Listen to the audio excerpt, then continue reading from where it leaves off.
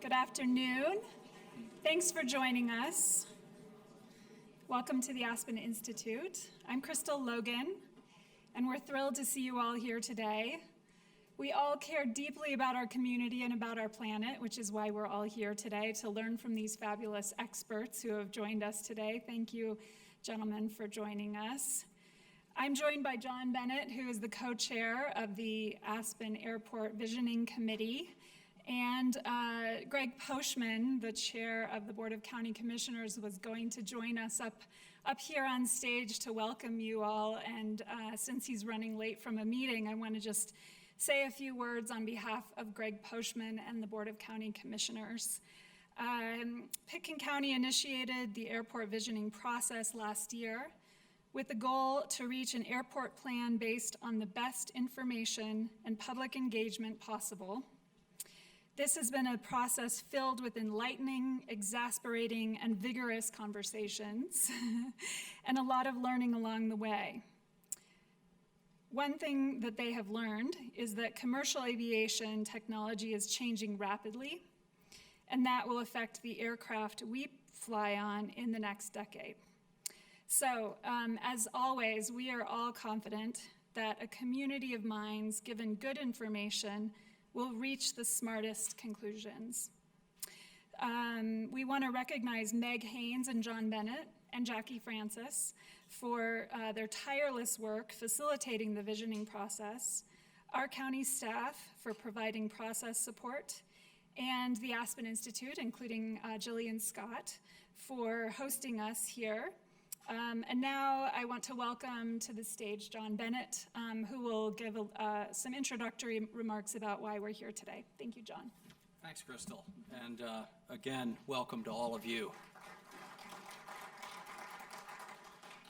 Members of the Airport Vision working groups have been focusing intently and digging into a great many details related to our future Pitkin County Aspen Airport.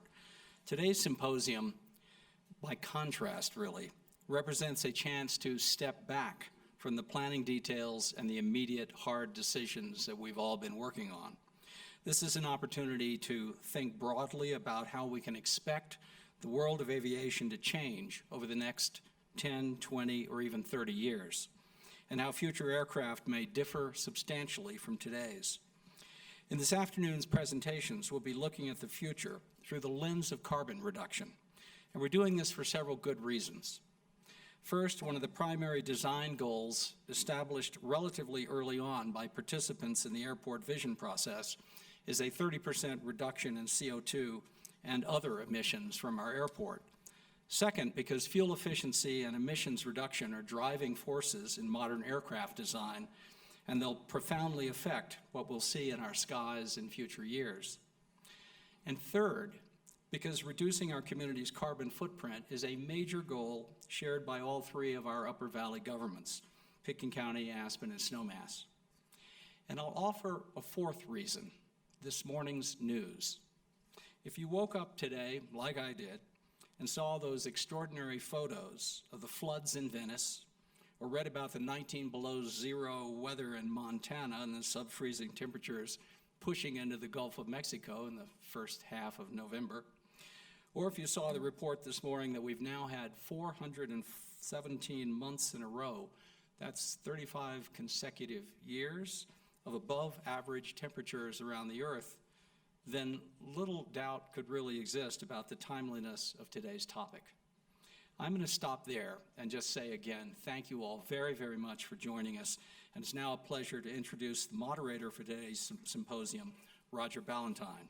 We're thrilled that Roger is moderating this discussion. He chairs the Aspen Institute Winter Energy Forum, which convenes about 45 experts from corporations, governments, academia, and nonprofits to discuss key issues in the space of clean energy innovation and deep decarbonization. Roger served as a senior member of President Clinton's staff and chair of the White House Climate Change Task Force. He's a cum laude graduate of Harvard Law School and a member of the Connecticut, DC, and Supreme Court bars. Please join me in a warm welcome for Roger Ballantyne. Thank you, John. Thank you, everybody. It's great to be back in Aspen. I hadn't heard, or at least hadn't heard, John, your description of the innumerable number of consecutive months of above average temperatures. I think we're entering into a Lake Wobegon kind of situation here, where we're going to, it can't always be above average. We're going to have to kind of redo the mean here a little bit. So I have the great pleasure and often frustration of spending my days every day as part of my day job worrying and trying to find solutions to climate change. And in my career, I've spent a lot of time focusing on climate at kind of the multinational level, the country level, or at the national level. That gig's a little slow right now, or at state levels. But the fact is that to address this extraordinarily complex challenge, action and awareness, not necessarily in that order, but awareness followed by action, needs to occur at the multinational level, at the national level, at the state level, at the county level, at the local level. And I was really, really excited to hear about this particular forum. Aspen's not your average community, but more and more we're seeing communities around the country realize that climate change is an existential crisis to their way of life, and perhaps more importantly to the welfare of future generations, and are asking tough questions about what they can do, what communities can do, or what actions that communities are otherwise taking for other reasons, stopping to ask what's the climate change impact of this. So I'm thrilled to see that these are the type of discussions that are informing some of the decisions you all are dealing with here on a local basis. So not to repeat what I think everyone knows, which is the science is telling us that we have a real problem on our hands. We know what the solutions are, at least at a high level. We've been told very clearly that we need to essentially decarbonize our entire economy by mid-century. Our economy is made up of multiple sectors. Some are easier to decarbonize than others. Electricity, transportation, heavy industry, agriculture. They're all pose their own unique set of challenges. And then within those sectors, transportation being the one we're going to talk about today, it's going to be harder to decarbonize aviation, for example, than personal transportation. Personal transportation, light-duty transportation, probably easier than long-haul transportation. Rail, probably well within our ability to do. Shipping, less of a problem. Aviation really stands out as the most difficult one out of that transportation nugget. Therefore, to tackle an issue this difficult and to really have a meaningful discussion about it, you need really smart people who know what they're talking about, and lo and behold, we have three of them with us today. So here's how the format's going to go today. I'm going to introduce our first speaker. We're going to have a 20-minute presentation. I'll introduce second speaker, same thing, third speaker, same thing. Then we'll all go up here on stage and we'll have a conversation amongst us for a bit. We're going to pause, take a break, and then the rest of the session is going to be open to your questions. I would ask that we hold our questions so each of the three speakers has had their chance to present, and then we'll have a good interactive discussion fueled by the presentations you're going to hear. So let me start with introducing our first speaker. We are very fortunate and was very pleased to see that Kevin Welsh is joining us here today. Kevin has served in various aspects in various places in the federal government, each of which central to the issues we're talking about here today, specifically with regard to aviation at the Federal Aviation Administration. He runs the Energy and Environment Program there, is in charge of developing policies and strategies and programs and projects around energy and environmental issues. Prior to that, Kevin was at the White House serving on the National Security Council, where he was working on climate change issues, and at the State Department, where he worked on those issues as well. So Kevin has a very deep sense of the national picture around climate change and aviation, also the multinational efforts around this, as he is the Energy and Environment representative for the International Civil Aviation organization. He'll tell you more about that, but please join me in welcoming Kevin Welsh. Thank you, Kevin. Good afternoon, everybody. It's great to be here. Now I realize I can't even see any of you with all these lights up here. But thank you, Roger. And as he said, I'm Kevin Welsh. I'm the director of FAA's Office of Environment and Energy. So I guess start with a disclaimer, which is I don't personally work on, nor does my office, anything to do with what's currently going on here in Aspen. So I won't be able to answer any questions on that topic. But what I do, what my office does do, our mission is to understand, manage, and reduce the environmental impacts of aviation. And we do that through research, technological innovation, policy development, and outreach. And so in that context, today I wanted to talk to you really to give an overview, thinking about the future of aviation and the carbon challenge and what we're doing. And I think before we get into the future, we need to talk a little bit about what things look like today and where we've come. So I'll start there. And then I'll talk a little bit about where FAA has come and what we're doing to actually reduce emissions through technology, through operations, sustainable alternative fuels, as well as goals and policies. So to start, let's just talk a little bit about aviation and the role it plays in the United States.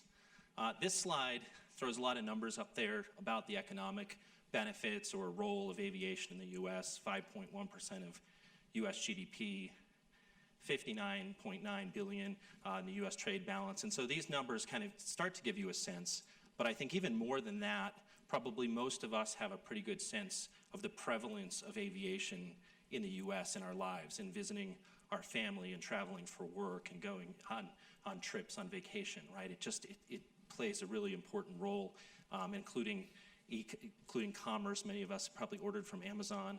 Maybe I'll just start with a question. How many people in this room, by a show of hands, have flown in the last 3 months on an airplane?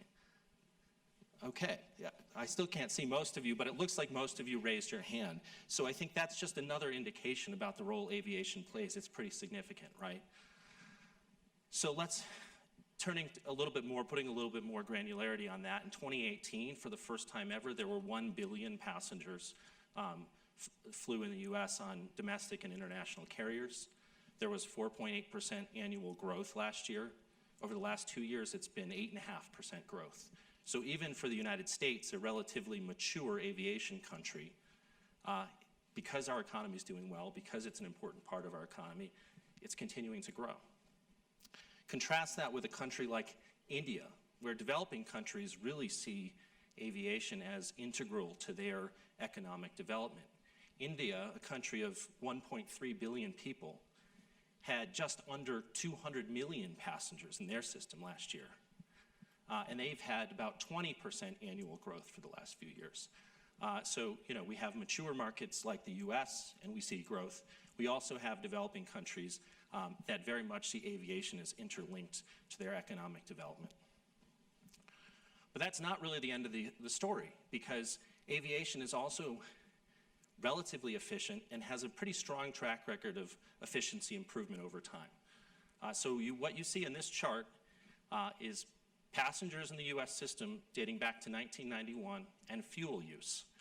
And if you look on the left-hand side of the chart, you'll see that in the 90s, as aviation grew, the fuel use and therefore the emissions correlated relatively well with the growth.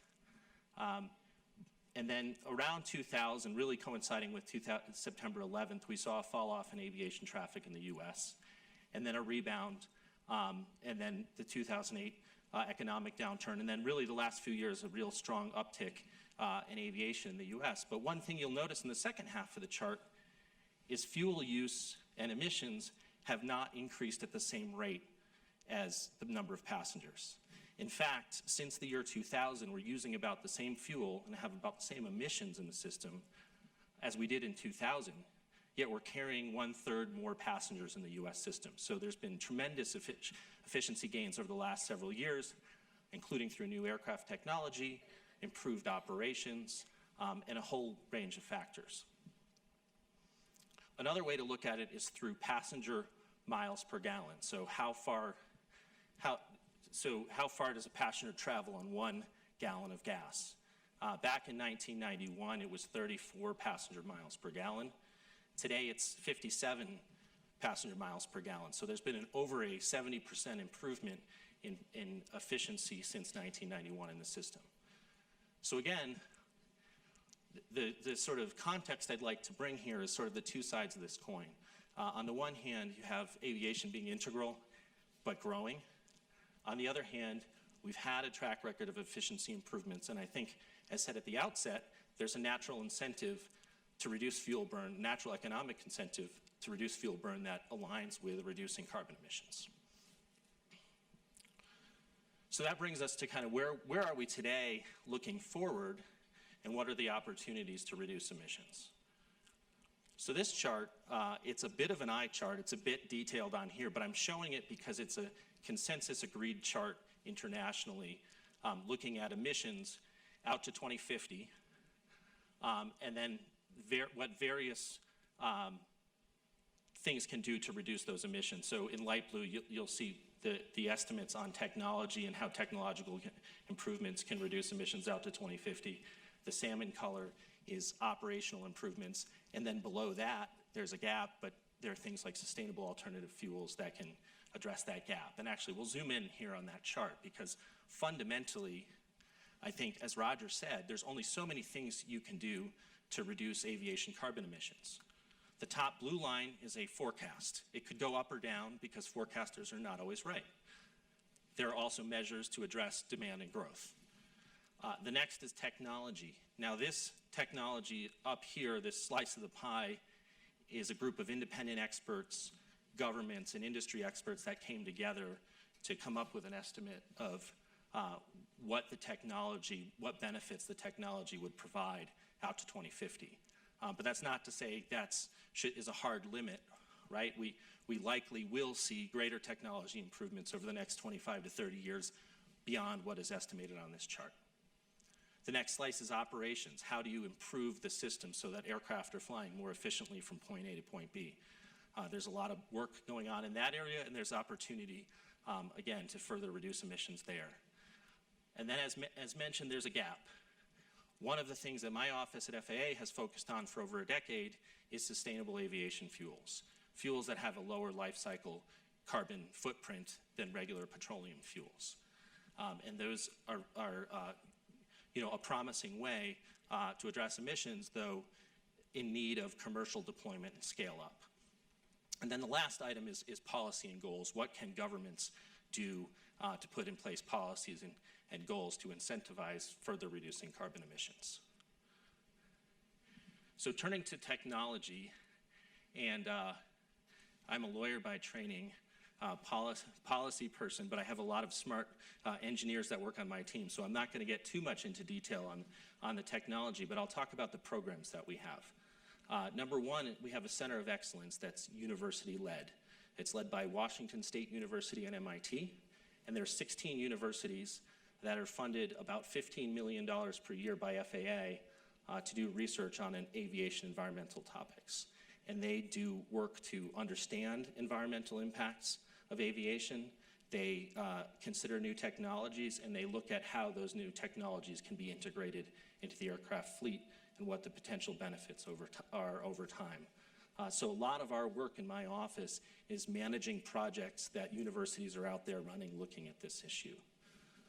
The second program that I wanted to mention is called the CLEAN program. It's a mouthful. It's the Continuous Lower Energy Emissions and Noise Program. And it is a partnership between FAA and aerospace industry manufacturers to mature technologies that will reduce emissions and noise and also help deploy alternative jet fuels. And why this program is really important, I'll talk about NASA in a moment, but FAA in general, our resources are pretty limited in terms of what we can do in research.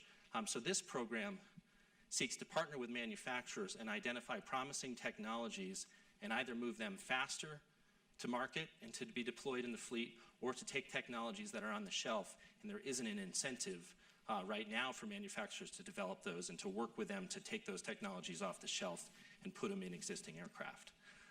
And some of the things that we do really focus on how do you make the existing engines more efficient? Can you use lighter weight materials that will still be durable and resistant to high temperatures, but also reduce the weight of the engine, thereby increasing efficiency. So there's a lot of promising technologies that have gone through that program that are actually showing up on aircraft now.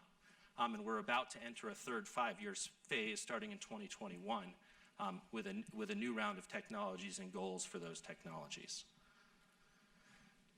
I did want to mention NASA because when we think of, from a U.S. government perspective, when you think about aircraft technology, you can't talk about it without talking about NASA because they have by far the lion's share of the resources and the ability to really look out further into the future at novel and innovative aircraft tech and engine technologies. So NASA's Advanced Air Transport Technology Project is focusing on 5 areas, including electrified aircraft powertrain technologies, novel engine and airframe integration, so putting engines in different places than you traditionally see them to make airplanes more efficient, small core gas turbine propulsion, ultra efficient wings, more efficient wings than we have today, and unconventional aircraft structure. So there's a lot of work going on at NASA, and together at FAA and NASA, we actually work quite closely in coordinating our research so that we're not duplicating each other and that we're using our research dollars most wisely. So I'm not going to spend time on operations because given the time we have today, but I did want to spend some time talking about sustainable aviation fuels. As I said, use of SAF can result in lower life cycle carbon emissions relative to conventional fuels. FAA has been working on this topic for over a decade, actually dating back to 2006. And a large part of our focus has been on ensuring that they're safe for use and that they can be dropped into existing aircraft. So when we talk about sustainable aviation fuels, we're talking about fuels that today you can fuel an aircraft and no technology changes are needed. In fact, in 2018, over 1 million gallons of SAF were used in the United States on commercial flights and business jet flights produced from a facility in Los Angeles. And of course, as I mentioned, the real challenge is to scale up commercial development and deployment. And so if you go back to that chart that I showed in the beginning, it's now filled in with green, which represents the potential for sustainable alternative fuels to further reduce emissions. But I emphasize potential because right now it's at a very small level, and the challenge is really scaling it up to a commercial level and ensuring that it's sustainable and reducing emissions and having an agreement on those life cycle reductions. Just to note, the principal way that FAA has worked on alternative fuels is through something called the Commercial Aviation Alternative Fuels Initiative. And it's basically getting all of the stakeholders that are interested in sustainable fuels, whether that's airports, airlines, government agencies together to really coordinate and focus together to scale up sustainable alternative fuels, particularly given in years past, but even today, more of the attention has been focused on sustainable biofuels for ground transportation. So part of this is to make sure that there is a market for aviation. And then the last chart on this is just the existing production. So there's 2 facilities currently in operation, 2 under construction, and 4 in planning in the United States. And so within 3 years, we'll go from that 1 million to likely 250 million gallons. A pretty substantial leap, and we're actually seeing that commercial scale up now, but it's got a lot more to go to meet the needs of the current system. So the last thing I wanted to talk about was goals and policies. And of course, on goals, this is important because there's a lot of discussion about goals. Roger mentioned decarbonization mid-century. So the near-term goal for aviation that's actually been agreed internationally is called carbon neutral growth from 2020. And what that really means is that even though as you saw in that chart, the aviation sector is going to continue to grow, it's a commitment through all of the means available to ensure that the net emissions from the industry are no higher than 2020 levels. And in a minute, I'll talk about an offsetting mechanism that's been put in place that's going to help achieve that. On the longer term goal, the aviation industry, not governments, but the industry has a goal of 50% reduction in emissions below 2005 levels by 2050. And then even just this week, Qantas Airlines announced a commitment to net zero by 2050. And when we think about goals in the US, and there's a lot of discussion internationally about coming up with a long-term goal, there's a lot that goes into it, but one is understanding whether it's an aspirational goal, whether it's a realistic bottom-up goal, figuring out, setting a goal that's actually going to be going to have some measure of achievement, and then also gaining buy-in internationally from countries around the world. And as you probably can tell from the example of India versus the United States, getting consensus internationally on these issues is very challenging, particularly for countries that see aviation as their pathway to further economic development. On policies, again, we could spend a long time talking about these, but certainly incentives, like incentives to purchase fuels, standards. In 2017, the International Civil Aviation Organization adopted an aircraft fuel efficiency standard. So starting on January 1 of next year, there'll actually be a mandatory fuel efficiency standard for new aircraft that are produced. And then lastly, and probably most importantly, certainly in the near term, is market-based measures and the CORSIA program for international aviation. So carbon offsetting for international aviation. In 2016, the 192 member countries of the International Civil Aviation Organization decided to implement a carbon offsetting measure for international aviation to achieve the carbon neutral growth goal. So what does that mean? It means that aircraft operators will be required to purchase emissions offsets for their emissions over a 2019-2020 average baseline for emissions above that baseline. And this is for international flights. So if airlines can't reduce their emissions through technology, operational improvements, or sustainable aviation fuels, they will be required for their international flights to purchase emissions offsets. Why is it significant? It's a global measure that's effectively putting in place a price on carbon for international aviation. What are the challenges? Well, a couple. One is it's an offsetting program, so it's getting reductions from outside the sector, and in particular there's a need to make sure that there's credible supply and source of offsets to ensure that actual reductions are happening. The other big challenge, of course, again, comes back to maintaining international agreement and buy-in. And that's been challenging. While there's full support going forward, countries like China, India, Russia, and others continue to raise concerns about this type of program. So we're proving the concept right now, and it's really a phased implementation. So we're in the middle of setting the baseline, requiring airlines to report on their operations and their emissions, and then beginning in 2021, that's when they'll start having to offset. So I don't even know where I am in my time. Oh, 5 minutes. So I went much faster than I thought I would, which sometimes happens. But I guess I'm not going to take too much further time now. I think coming back to the sustainable alternative fuels piece, we really do see a lot of promise in that because of the opportunities to start reducing emissions now. So in addition to the work that's going on in technology and operations, I was recently at a conference for the National Business Aviation Association, and actually many of the aircraft that flew to that conference, they fly some jets into that conference, flew on alternative fuels, and all of the aircraft leaving that conference flew on alternative fuels. And Gulfstream Aerospace actually has a contract with the facility in Los Angeles to purchase alternative fuels. So there's opportunities now to sort of go beyond and help provide an incentive to scale up alternative fuels.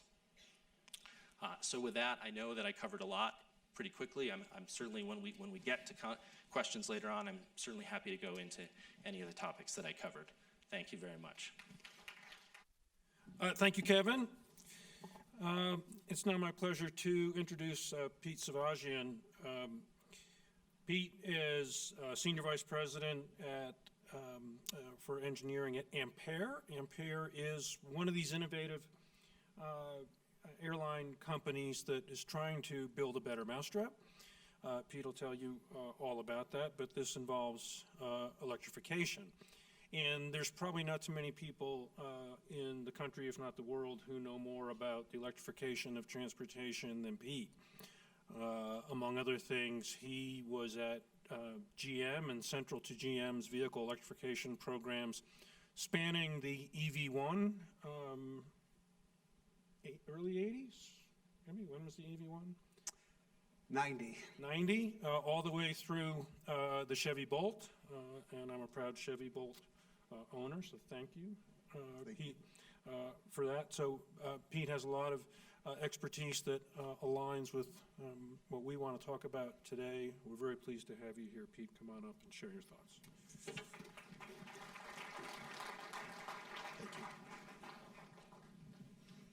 Well, thanks for that introduction, and I'm so happy to be here and be asked to represent our small startup company working to electrify aviation in a practical way, starting with small aircraft.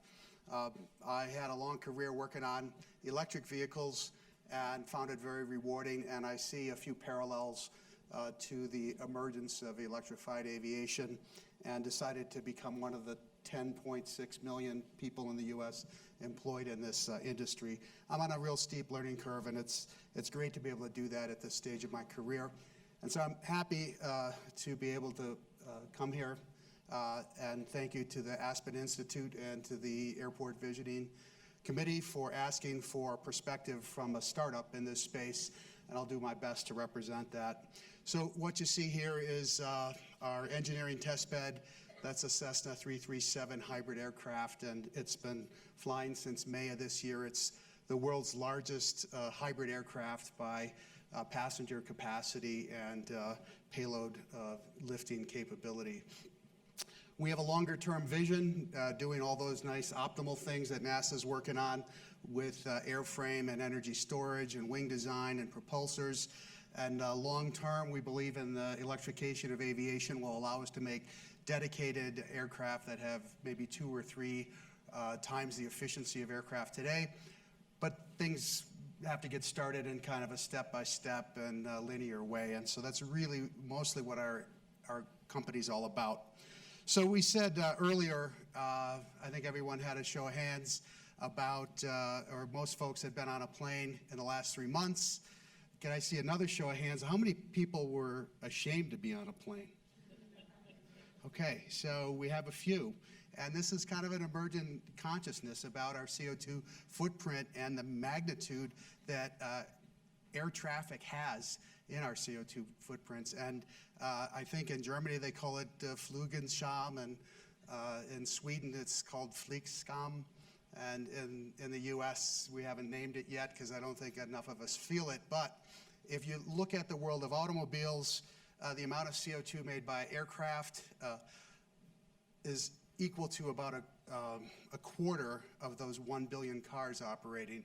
So it's an awful lot. And in addition, there are other pollutants that come out of the aircraft that are basically unmitigated into the atmosphere, including NOx, particulates, and others. And it might go without saying, but when it's studied, the effectiveness of CO2 at global warming when emitted at altitude is about twice of what it is when it's emitted at ground level. So this is really something to pay attention to. Likewise, the other pollutants tend to be, act more aggressively when emitted at altitude.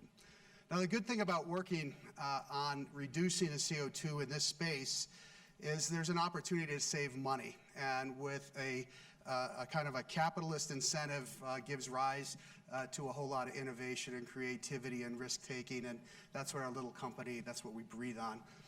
And so what we see is the ability to reduce fuel costs in the operation of aircraft, and especially starting with small aircraft, we see a cost savings as high as 90% is possible. Also, maintenance, electric propulsion systems and energy storage require really less attention. There are less moving parts, there's less extreme temperatures involved, And so we see the opportunity to reduce costs. So this is really a window, our business window, to get started and offer something of value beyond all the good reasons to electrify aircraft. It's important that there be a capital incentive to do so. And so you could look at the aviation business. It's a tough business, but there is an incentive, and so we can get the attention of small cargo, short-haul carriers. We can get the attention of small people carrier airlines that do island hopping and things like that. They're anxious to get started. They want to do their part for CO2, but they also want to build for themselves a better business. And so they're interested in electrifying aviation for those reasons. There's some customer incentives as well. And there's airport stakeholder incentives as well. And that is the possibility of having zero direct emissions associated with the aircraft. That the emissions, there's still a long tailpipe, but the opportunity for those emissions to be done in a centralized, or to be, when the energy is produced, the electricity is produced in a centralized way, potentially from zero carbon sources, or just improved sources with improved remedies. So zero direct emissions and any of the other emissions that enter the atmosphere around airports, or you get some particulate maybe that comes from diesel that lands, that you can see on your property and you imagine you're breathing. There's the promise for the stakeholders of making that improvement. Also the idea of ultra-quiet takeoffs and landings. In a fully electrified aircraft, this is true.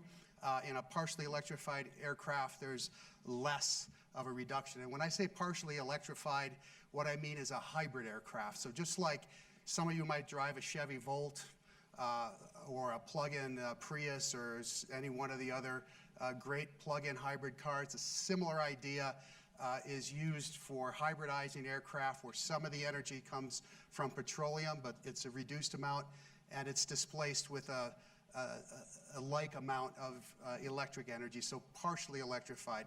It's a good first step. It's a partial first step, and it has partial effect. It's not yet ultra quiet, but it's quieter. So electrification helps with stakeholders in that way. There's a secondary effect because of the elasticity of air traffic business. When costs are reduced about 10%, business picks up about 40%. And so if we can make a meaningful dent in the reduction in the operating costs of an airline, the variable cost of flying, they can expect to get a lot more takers for tickets. A lot of routes that maybe were uneconomical can open up. And so there's a chance to improve the operating efficiency that Kevin talked about by traveling more people, more seats, or more occupancy of a plane that's maybe designed to hold 50 people, actually does hold 50 people, and not like the one I flew here from Salt Lake City, which was run at about 50% capacity. We were not getting 50 miles per gallon on that flight earlier today. In addition, there's operating efficiency in a tipping point to move us from a hub and spoke model to a point-to-point kind of connection. So this is a kind of efficiency. So rather than flying through the intermediary city, having the layover time, we go point to point. And we not only save fuel, but we also save time, which is maybe the most valuable thing we really have.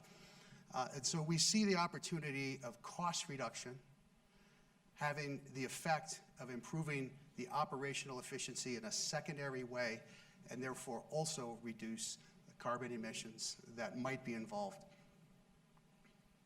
So what enables this really? And it kind of all comes down to a couple of things, the biggest of which is the battery-specific energy. So I've got a few charts here that will kind of go deep into a few numbers to talk about it.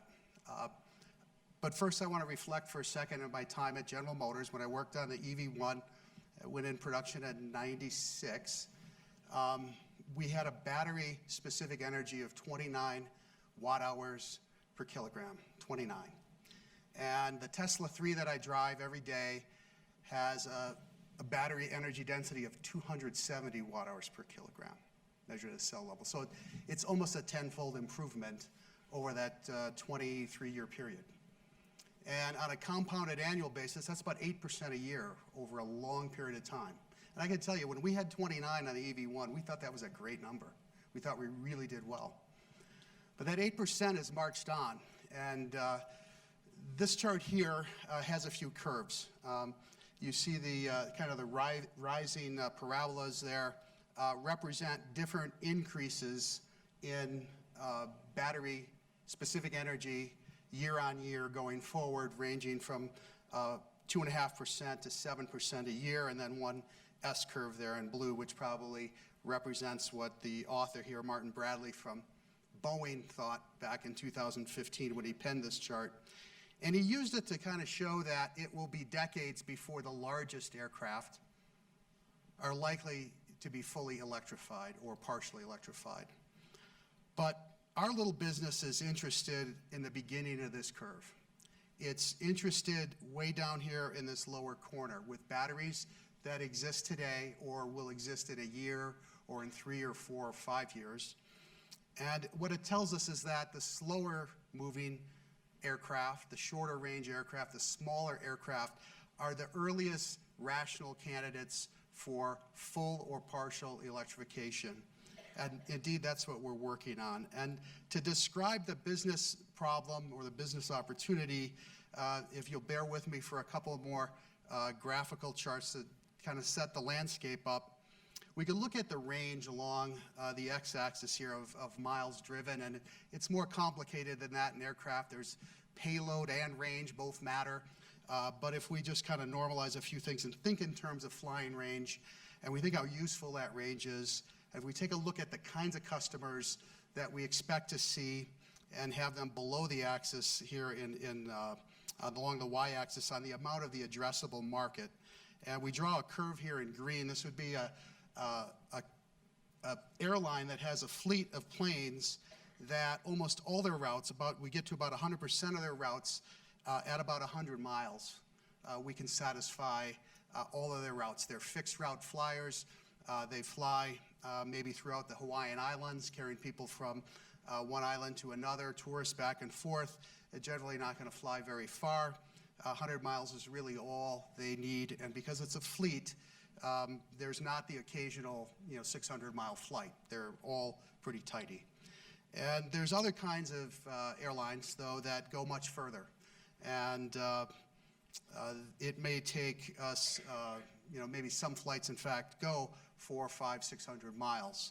And so we could look at the aggregate, and that aggregate curve is a real curve. And if we look at about 100,000 short-haul flights a year in the U.S., it falls on that curve. If we look at FedEx's short-haul fleet, not their big point-to-point Memphis to L.A. routes, but their smaller routes to get them into their sort hubs, it falls along this black line where you see they get to about 50% of their flights, about 150 miles. And so it tells us about the business opportunity, about how far our planes have to fly. And if we go on top of the x-axis and look at battery-specific energy, so this is that maturity, how great are these batteries, and we put a relevant range on here, and take a look at where we could buy, and this is at a pack level, not a cell level, so he changed it up a little bit. So instead of 270, if we look at a really good battery pack, it'd be about 220 watt-hours per kilogram at a battery pack level. And so that's a relevant benchmark reference. And if we look at easy-to-do batteries in green, which would be less than that, or harder to do, and emerging technology batteries for aviation above that line, up to about 500 watt-hours per kilogram, we can look at the opportunities for the electrification of the short-haul fleet. So the most obvious thing is we'll just make an electric aircraft. And if we look at electrifying a small aircraft, we get a plane that might fall in this blue region here, strictly electric, fully electrified, but with a rational range of about 80 miles or so with today's batteries, maybe a little higher, maybe 90 in that space. And if we drop that line down and look at the addressable market and kind of take some relevant benchmarks about how much of the market we can expect to get, you can see an aggregate, if we look at really the meat of the market, that size aircraft Fully electric would probably satisfy, at least by our measure at Ampaire, about 20% of the market. So we're not so sure we can make a great product out of that today. But there's other opportunities for hybridization, and the way to start, just like in the mass market of electric automobiles, it happened with hybrids first, and then plug-in hybrids, and now fully electric vehicles. We think there's an intermediary period like that, and that period is really now, where with today's technology, we can get a much more addressable piece of the market, and with specific customers, we can satisfy those airlines' fleets. And then longer term, we think that those purpose-built, fully integrated aircraft, those that take several years to develop, to put in all those great new technologies, take us on a little longer timeline, but ultimately give us really full range and authority in the short-haul segments. Now, where do these aircraft go, and what does it mean, and what if there was a 40% increase in air travel at the short-haul basis? What if instead of driving 300 miles, we decided, well, no, that's a distance I don't drive, I fly that distance. I've changed my criteria, and more of us maybe lower that, because the cost of air travel is gone down, and it doesn't have any CO2 shame, and when you get there, it's real easy to get an Uber or have ground transportation when you get to where you really want to go. You don't really need to have your car with you. So what if that happened? What would that mean for our airport infrastructure? So there's about 5,000 airports in the United States, but there's only about 400 that actually service commercial flights today. If we look at those 400 airports and we rank order them and how busy they are, and I learned today Denver is number 5. I was surprised by that. Big airport, takes a lot of flights. But most of the time we cram ourselves through the 50 busiest airports. 70% of air traffic goes through the 50 busiest airports in the US. And the others that take commercial traffic, the other 30%, take us out above 400 airports. So there's a whole lot of underutilized capacity as far as the ability to land planes and utilize the airstrips and the storage nearby. Certainly other infrastructure pieces would need to scale to support that, and I'll talk about that in a second. There's some factoids there, but we think that there's a great chance for the expansion of business and the utilization of airports. But in order to electrify aviation, those airplanes need to be refueled. They need to be recharged. They need superchargers or ultrachargers or something at the airport. And if you do the math on this and you look at an airport the size of ASC, Pitkin County, you'd see that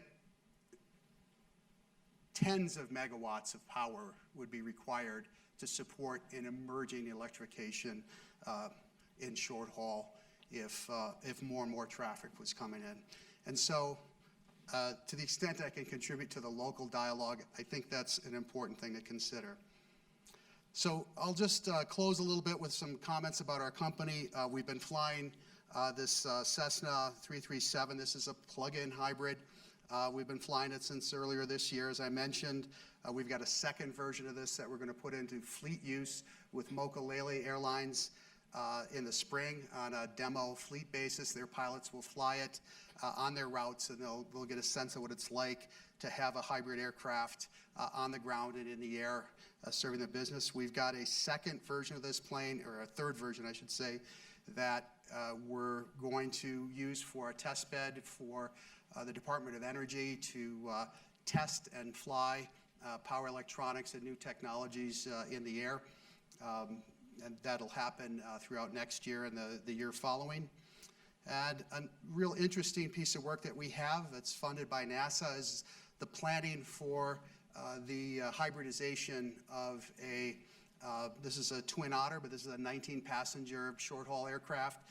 It's used throughout the world, and especially it's known as a really super short landing and takeoff aircraft. Gets in and out of a lot of interesting places, super durable.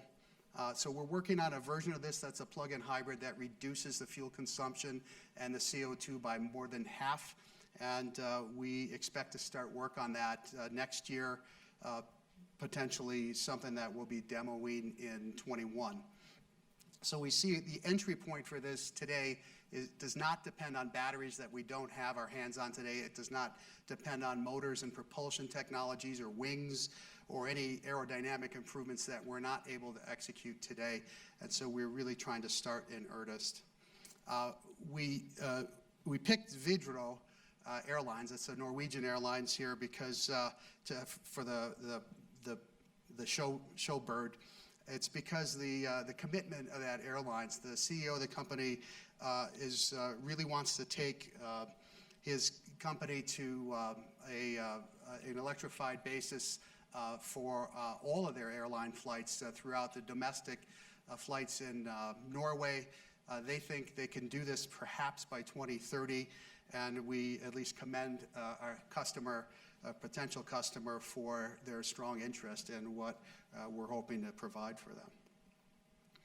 And that, in summary, our perspective is that electric aviation's motivated by environmental concerns, emerging customer demands, and for the business and the opportunity to lower costs. Lower operating costs, we think, will result in more direct flight operations, and therefore, on a secondary basis, further improve travel efficiency for people and their time, but also for consumption and for CO2 in the environment. High specific energy batteries for practical fully electric aircraft are in development, and but the market may not be fully ready for that today. But partially electric aircraft can be sustained and supported with today's level of technologies. Airports in general are unutilized, and even if we have an expansion in air traffic, the basics are there, but what needs to be added are the electric power infrastructure and related electric power delivery pieces to make that all work. And finally, major support for electrified aviation is emerging in the private industry, including airlines, and certainly among the voices of at least leading consumers and how they feel, and by governments that have taken a strong interest. And with that, I'll thank you. So some of you may recall the time Ellen DeGeneres was introducing Paul McCartney, and she said, "Now, a man who needs no introduction," as she walked off the stage. I feel that way a little bit with Amory Lovins, particularly with this crowd. So the man with the longest resume is going to get the shortest introduction. Amory is no stranger to this community. He's no stranger to any of us who've been involved in the energy sector. Amory is a visionary and thinker in the energy space and more broadly, virtually without peer. The founder of the Rocky Mountain Institute, a great friend of the Aspen Institute, and always just a lot of fun to listen to. Amory, come on up.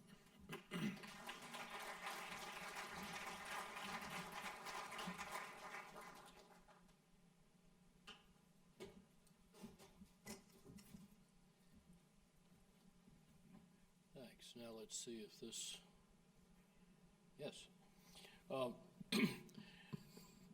Kevin and Pete have laid some great foundations on which I'm going to build a longer term and even more ambitious framework for where I think aviation could be headed, and what that implies.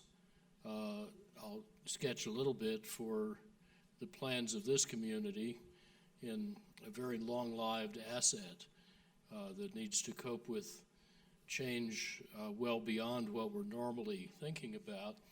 And what I'll show you is adapted from a talk that a major airframe maker had me do, keynoting the Air Transport Action Group, which is the global industry grouping of aviation. And then 2 days later, the International Civil Aviation Organization, which is the UN body dealing with aviation. That was in May.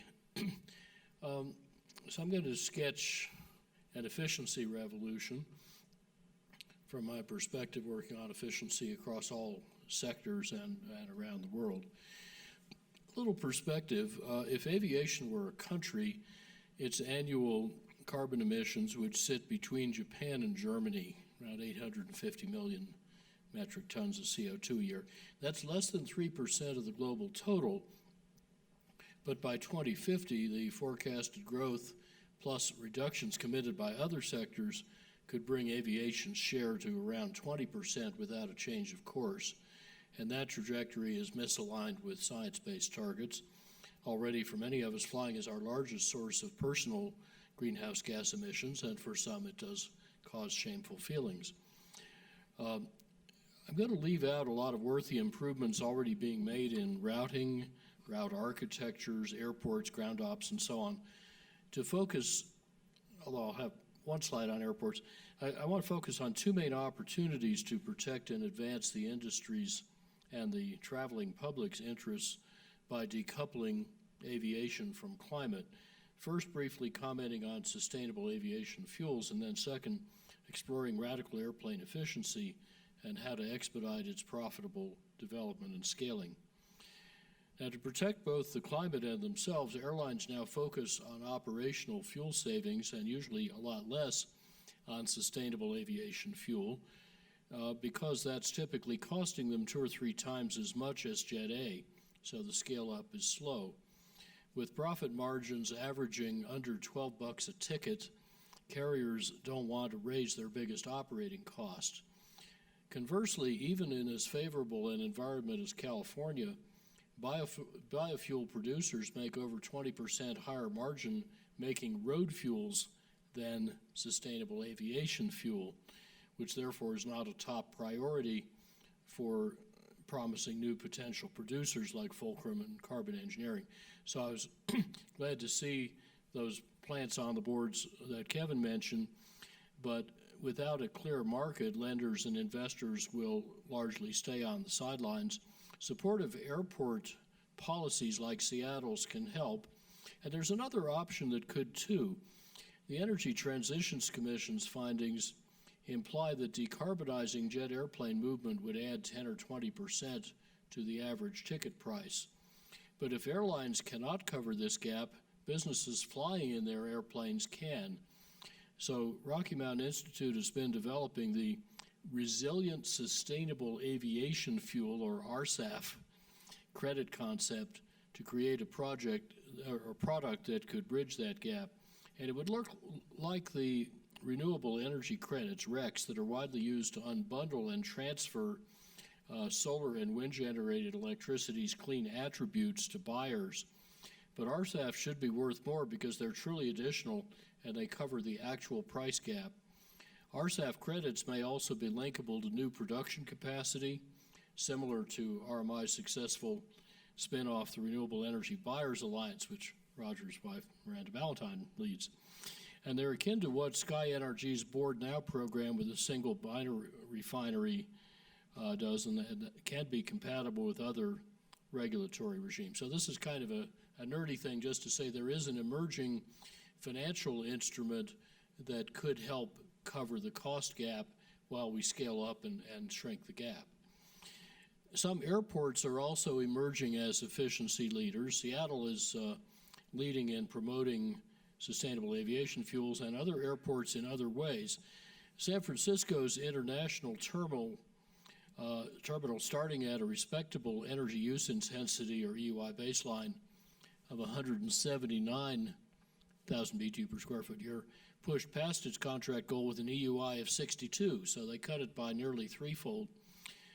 For comparison, Rocky Mountain Institute's office in Basalt is 13, so they're 5 times lower than that, but of course without baggage handling and TSA checkpoints.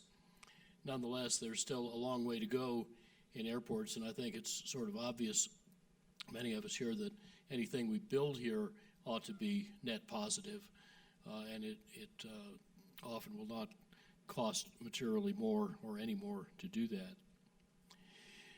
Now, San Francisco Airport has committed to net zero energy and water and waste with an aggressive timeline, and they've tripled the design efficiency of their new international terminal.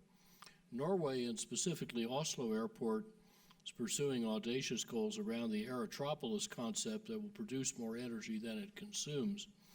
And its system solution integrates road transport and energy storage to support needs well beyond the fence line.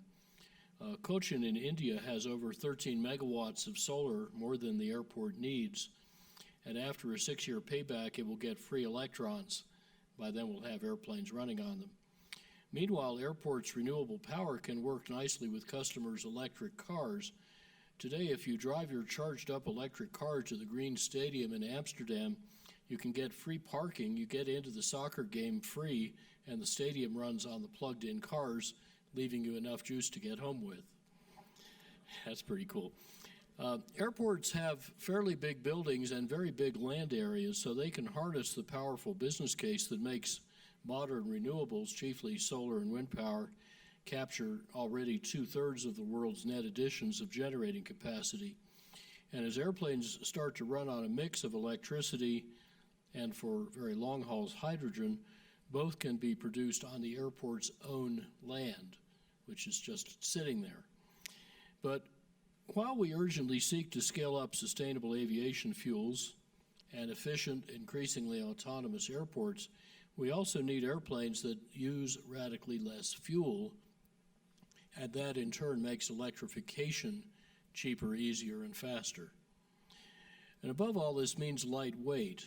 If you take a pound out of a typical airplane, that's worth about $1,000 in present valued fuel cost. Even more on long flights where each gallon you want to land with requires another gallon to carry it across the Pacific. I was once hitchhiking on a military tanker, KC-135R, and I noticed a lot of heavy things that didn't need to be there. So I briefed my observations to a couple of Air Force 2-stars, and that afternoon they launched a treasure hunt that found $2 billion worth of weight and hence fuel savings in that class, and then over $10 billion on all heavy classes they run. That's weight that nobody had been responsible or rewarded for taking out. Likewise, as an airport passenger, airline passenger as frequently as this morning, I notice uneven attention to weight. They sweat the details of lightweight toilet paper and magazines, but overlook heavy tray tables and galley carts. And I think airframe makers could do a lot more with basic structures. Our lightest big passenger planes are still only half carbon fiber composites by weight. But 23 years ago, Dave Taggart at the Lockheed Martin Skunk Works led for DARPA the design of a 95% carbon composite advanced tactical fighter airframe that was 1/3 lighter but 2/3 cheaper than the 72% metal base design. Let that sink in a minute. And that's still sitting on the shelf. The airframe makers have not yet got to that level of ambition. And it does require revolutionary design mentality, designing in the future, not in the past. When the Soviets shot down Francis Gary Powers' U-2 spy plane in 1960, Kelly Johnson, leading the Skunk Works, did not say, "I'm going to design a slightly better U-2. He said, in paraphrase, "I want to own the skies for decades, so we'll design a Blackbird. I don't know how, but we'll figure out." And they did. It took about 13 months. And Johnson understood that such an airplane was impossible within the conventional design context, because design is like a rubber band. If you try to stretch it too far from the conventional design space, you encounter more and more resistance, and eventually it breaks. But if instead you jump to the new design space you aspire to, you can stretch the rubber band back to fit technologies not yet ripe, and then as they mature, the rubber band relaxes to where you want to be. Otherwise, you never get there. Now, such visionary leadership by Ulrich Kranz enabled BMW to develop the i3 carbon fiber electric car that I drive. It reportedly made money from the first unit off the assembly line, And Sandy Monroe, the normally understated dean of automotive costing in Detroit, called it the most significant vehicle since the Model T and the most advanced vehicle on the planet. You see, its carbon fiber is paid for by the batteries that its lightness saves, and fewer batteries mean faster recharging. Its integrative design makes the weight savings snowball far more than Detroit normally assumes. Its manufacturing is radically frugal. It's made with a third the normal capital and water and half the normal energy, space, and time. No wonder they make money on it.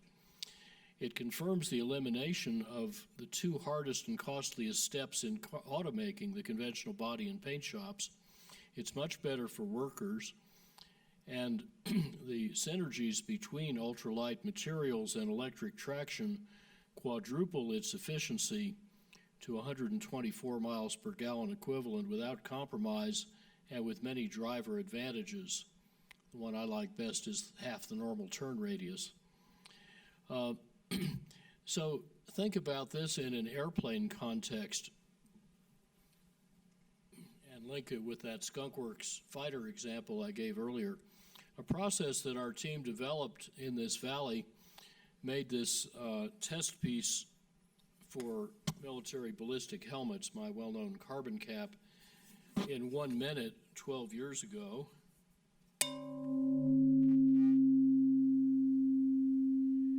And it then made a lot of airplane parts for various manufacturers, like composite window frames that went from concept to commercial flight in 6 months.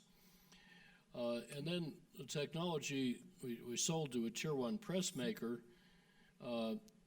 came out in 2013 in a version that can, in 2016, that can now make a complex 2x2 meter carbon fiber part in 1 minute, where that machine can make over 1 million smaller aerospace parts per year. Ultralighting cars this way, as we just saw, is approximately free, so it's paid for by a 2/3 smaller propulsion system and by radically simpler and cheaper automaking. I would suggest that ultralighting airplanes is worth even more. So we're just at the leading edge of starting to take a lot of weight out of our planes. Now, to be sure, advanced composites are already incrementally replacing metal. Current trends include carbon fiber wings, elliptical fuselage forms that have a 787-like passenger compartment sitting on top of a skinnier 737-like cargo hold, so you fit in more seats, more revenue, with less drag and less weight. But many components that are made of metal today should not be. A 40-odd% efficient jet engine saves over 2 units of fuel directly, and more with mass decompounding, for each 1 unit of mass or lift-to-drag ratio that you save in the airplane. So this multiplier increases the value of saved fuel and of saving onboard electricity. Even quite an efficient 787 Dreamliner drawing about 400 kilowatts at cruise is not yet fully optimized.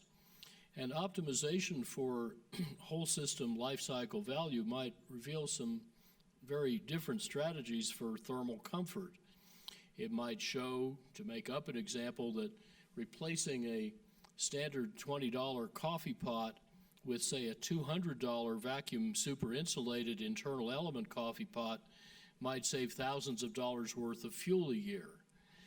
Boeing estimated that optimizing electric loads might add a couple of percentage points to the 787's roughly 20% gain in fuel efficiency, and even more when smart wiring and power management take out a lot of heavy copper and complex wiring. Of course, airplanes have been getting more efficient for a long time, building on Kevin's graph. The ones certified from 1960 to 2000 cut fuel intensity by 70%, half of it by better engines, half by better airframes. And that progress is on such a steady, predictable course that Boeing's NMA, or 797, they haven't named it yet, is expected to hit our 2004 bullseye for 2025 within 1% or 2%. But because of uncertain and often cash-short customers, the industry's trajectory is way too slow. It raises efficiency by about 20% per generation.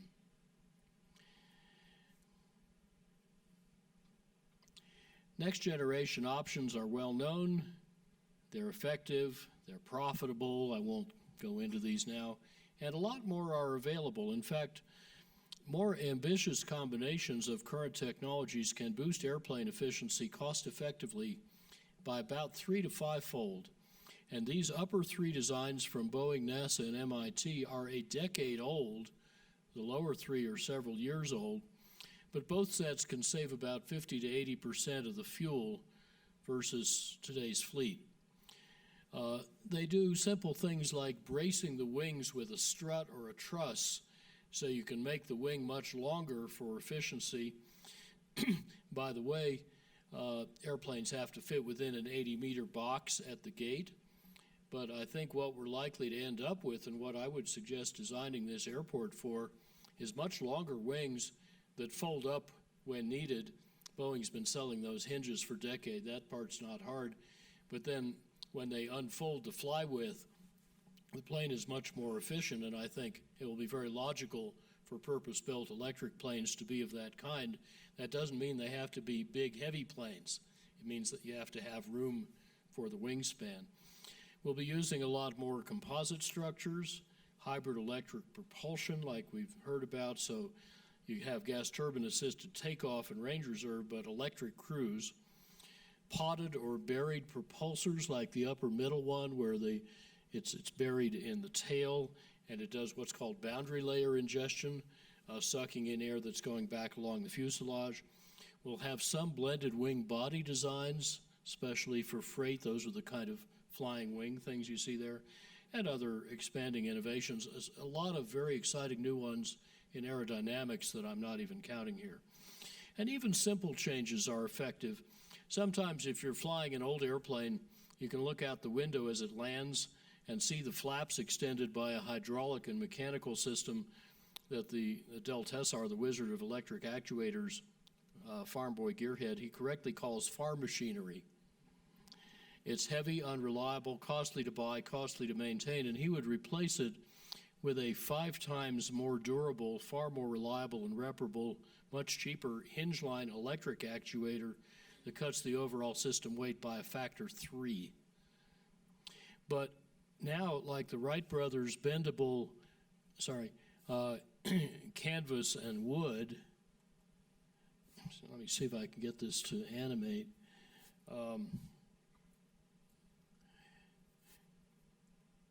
Flight surfaces can morph in real time.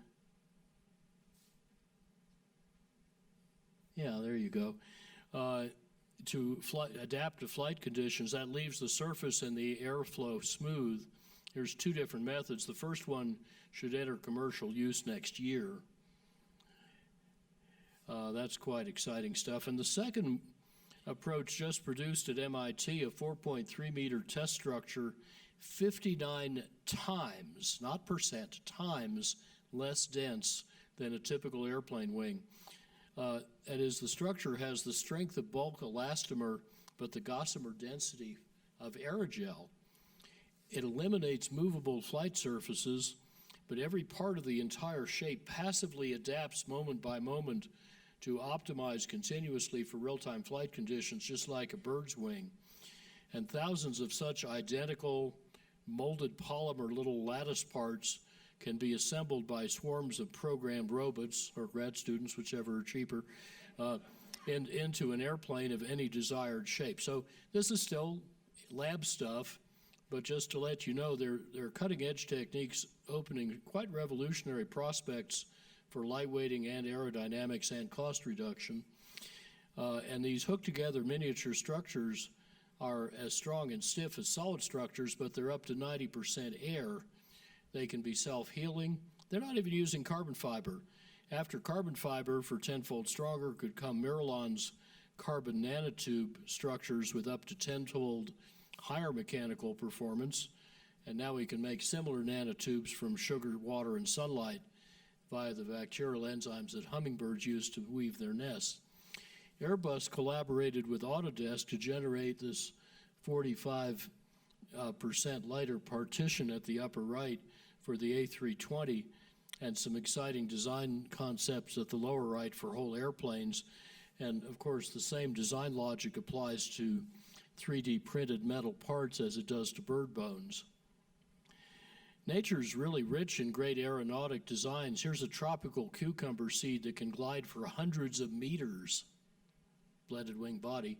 Not to mention the California condor, besides all its advanced geometries and structures and controls. I especially like its fully integrated system design and advanced manufacturing techniques. If only we were as smart as condors. And in an emergent application of biomimicry, Jay Harmon, an Australian naturalist and sea captain, has imitated the Fibonacci structure in natural vortices to make super efficient pump and fan rotors, like this tulip-shaped pump rotor at the right that can spin underwater at thousands of RPM with no cavitation. Now, your body has about 60,000 miles of fractal blood vessels down to the little capillaries, and if they had the design and friction of standard industrial piping, you would need a heart bigger than your chest, which would be really inconvenient. But your 1.5 watt heart actually suffices because your bloodstream uses laminar vortex flow, a different regime, and such rotors can raise fan and pump efficiency by 20 or 30%. And now computed and observed pump behavior match up nicely, yielding a bunch of diverse, super efficient fans, propulsors, and hulls. Some are now entering the market, and their efficiency gains are independent of scale and of Reynolds number. So any fellow nerds present will be quite surprised by that statement, but it means that the same stuff that works for pumps can work for airplane propulsing rotors. And converting, another example, standard airflow over a fuselage to laminar vortex flow or toroidal flow regimes, like going through a series of smoke rings, can cut the hull drag in one early trial by about 14%. In a small initial example, Harmon has done some small and light but precisely compound curved duplex winglets that improve lift to drag ratio 2% and make wake vortices weaker and shorter so you can space takeoffs closer together safely. Turning now to propulsion, the National Academies expect several more decades of 7% per decade gains in gas turbines efficiency. It's actually percentage points, I believe, from the current 55+%. GE recently 3D printed complex fuel nozzles that help make one engine 1/10 more efficient. And here's a business jet turbofan they 3D printed. 10% more power, 5% less weight, 20% less fuel, 99% fewer parts. That's where engines are headed. Now, at least 3 firms have doubled the energy density of smartphone batteries to 400 or 500 watt hours per kilo. And the National Academies 3 years ago said that would take 20 years, but it already happened. That enables short-haul electric airplanes, and ultimately perhaps even medium-haul with emergent battery types, lithium air, lithium sulfur. And large area batteries or ultracapacitors or both might also eventually form the skin and structure of the airplane rather than being a separate item with its own weight. Renewably charged electric airplanes can offer zero carbon flights with less noise, no NOx, no particulates, and optionally vertical takeoff and landing using a small pad, not a runway. That could shift a lot of airport operations to downtown roofs, and smaller versions, NASA X-57, Aviation, Ampaire, Zunim's future models demonstrate viability. Wright Electric's vision to provide 150 passenger electric aircraft is interesting, because short hauls, like we have a lot here, are more carbon intensive per passenger mile. And descent and landing can even recover some electricity, just like regenerative braking in an electric car.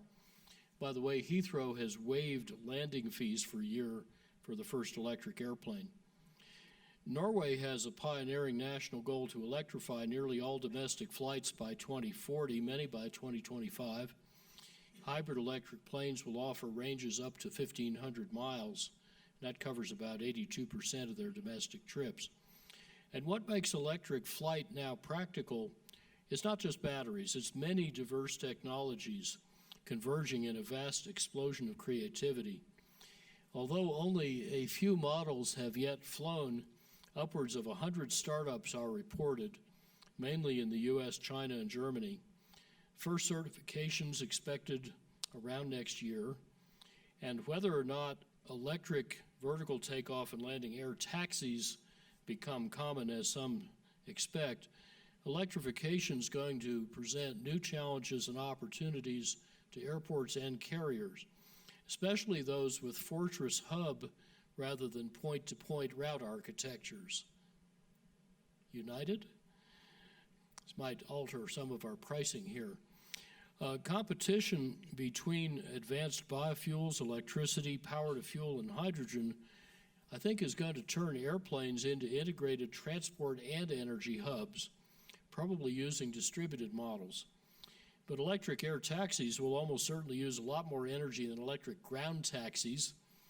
Collisions are a lot more serious in the air than on the ground, and if you like congestion in 2 dimensions, you'll love it in 3 dimensions. So all of this is going to need a lot of careful foresight. About very long hauls. Well, liquid hydrogen is almost 3 times lighter than jet fuel, but 4 times bulkier. So it's going to need new airplane designs called cryoplanes. Boeing's 767 study found 13 years ago that a well-designed liquid hydrogen plane with re-optimized engines could be 10 or 15% more efficient than the current version. That's enough to offset the liquefaction energy of the hydrogen. And today's cheap renewable electricity makes liquid hydrogen far environmentally superior to jet fuel and economically interesting for intercontinental flight. There's a Dutch designer, Peters, who thinks a fuel cell and high-temperature superconducting motors can push airplanes 3 to 5-fold efficiency gains up to 6 or 7x. And I think that would even go a bit higher with some new aerodynamics recently developed at NASA. To summarize then, our 2011 synthesis, Reinventing Fire, showed how U.S. mobility could be greatly enhanced, as you see in the subtitle, while phasing out oil with an internal rate of return over 17%. We can first get efficient by technologies either included or overlooked in the 2010 official forecast. We could use vehicles more productively, and then we could switch fuels. But you see, there's not much fuel left to switch. Super efficient autos can use any mixture of electricity, hydrogen fuel cells, and advanced biofuels, these 3 items. Heavy trucks and airplanes can realistically use advanced biofuels or hydrogen. Double efficiency ships can use biofuels, liquid hydrogen, or ammonia, but no vehicles will need oil. And any biofuels needed could be made 2/3 from waste without displacing cropland or harming climate or soil. Now, so far, this U.S. vision looks on track. As the little star shows, our 2011 Reinventing Fire graph matches right where it should be, the top of the orange biofuel wedge, and the global equivalent could be broadly similar. Let me end with a challenging opportunity, which got a lot of interest from the operators and builders of airplanes at those 2 conferences. For a decade, we've had the technology to create 3 to 5-fold more efficient airplanes if somebody would make them and somebody would buy them. But why should we take a century to do that incrementally when we can leapfrog straight to it? See, major airplanes, airplane buyers, even if they have the capital, are understandably risk-averse. Airframe makers don't want to risk huge development investments for a radically better product that might not sell. So incrementalism continues as we squander fuel and money and precious time, taking a century to apply what we already know. But the climate crisis will not wait. Business as usual won't work. The license to operate will erode. shareholders, and our children will judge us negligent. So, what if a consortium of major customers, airlines, leasing firms, delivery and air logistic firms, the Pentagon, relieved the airframe makers' market risk so they could fully focus their skills and ambition? The buyers could solicit a super efficient airplane, say 4X, by publishing very demanding specs and collectively committing to buy X copies a year for Y years at price Z from whoever first brings them to market, eliciting and rewarding innovations for the airplanes they'll buy anyway, but unbundling buying airplanes from buying innovation.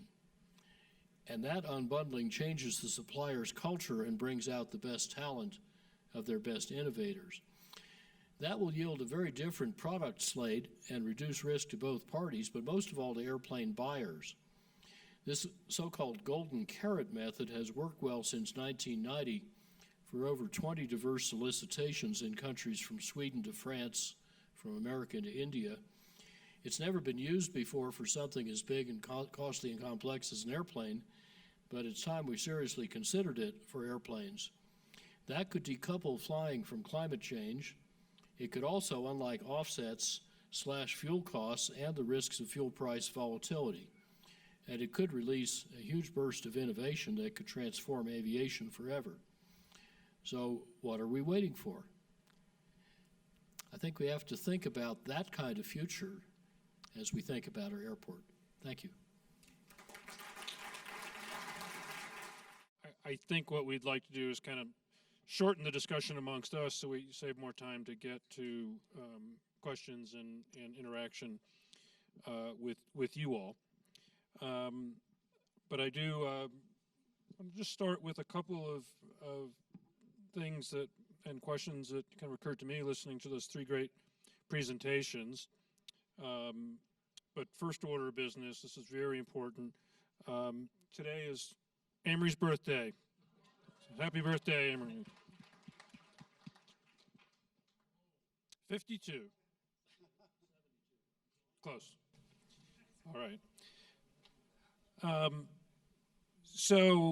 It occurred to me during our discussion, I looked up at the title of this session, The Future of Aviation in a Carbon-Constrained World. Struck me that needed a little bit of examination. Certainly, we face a ecologically carbon-constrained world, but not necessarily a politically or even necessarily economically carbon-constrained world. We heard a lot of solutions today. We talked a little bit about bottom-up behavioral pressures on the aviation industry that can drive some change, whether it's carbon shaming.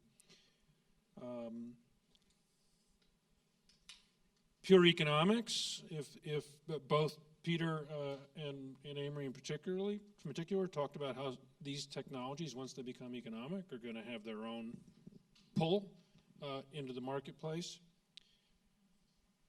But it does seem, and maybe I'll start with Kevin on this, that part of the political constraints or policy-based drivers are still going to be needed, if nothing else, to accelerate the timeline and timeframes for decarbonizing the aviation sector. And Kevin, I'm not just going to pin it on you. I'd like everyone to, each of you to comment, on the hierarchy of things that need to happen. Where do you put policy? And feel free to share any particular thoughts about what policies you like more than others. Sure. Really great question. And I guess I'll start, stepping back a bit, and I alluded to this a bit. A lot of my focus over the last 5 or 6 years or longer has been on the international climate negotiations.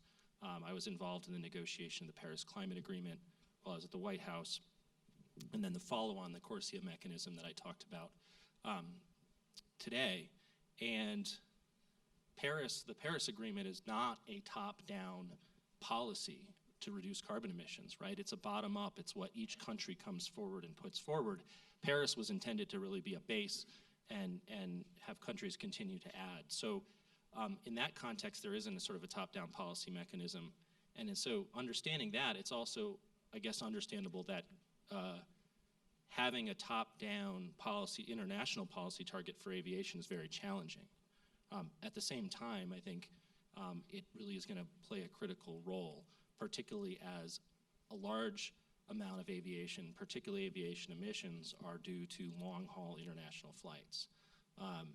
So maybe I'll just stop there, but I think it plays an incredibly important role, and in particular to influence the other issues that we talked about. Well, that's why something like a golden carrot, led by the private sector, but with participation by, say, Department of Defense, our biggest airline, could be critical in changing the slate of choices available to the operators and their governments. And I think that could help raise ambitions, especially when national competitive forces come into play. Airbus is all over that idea. Boeing is very interested. Just the duopoly, let alone the smaller players, I think could drive it pretty quickly as innovation takes hold within the culture because of this new mechanism set up to reward it. So we're starting those conversations. So I'm going to come back to that, Amory, because that idea was very intriguing to me, and it relates to a number of different examples of how we've driven innovation in other sectors as well in a decarbonization direction. But just to kind of tick off this policy piece, anything else on that? Certainly, we're trying to decarbonize, right? So if we priced carbon one way or the other, I assume, and Pete, maybe this is for you, would agree with this as well, it's going to accelerate your uptake curves for these technologies? Sure, if you did. But you're not holding your breath, Pete. You're not waiting for that to do what you're Let me doing. put it this way. 8 years ago in Reinventing Fire, we assumed no carbon pricing and no new federal laws about energy, and said how the energy system could evolve, and it's right on target in the market after 8 years, because that's what happened.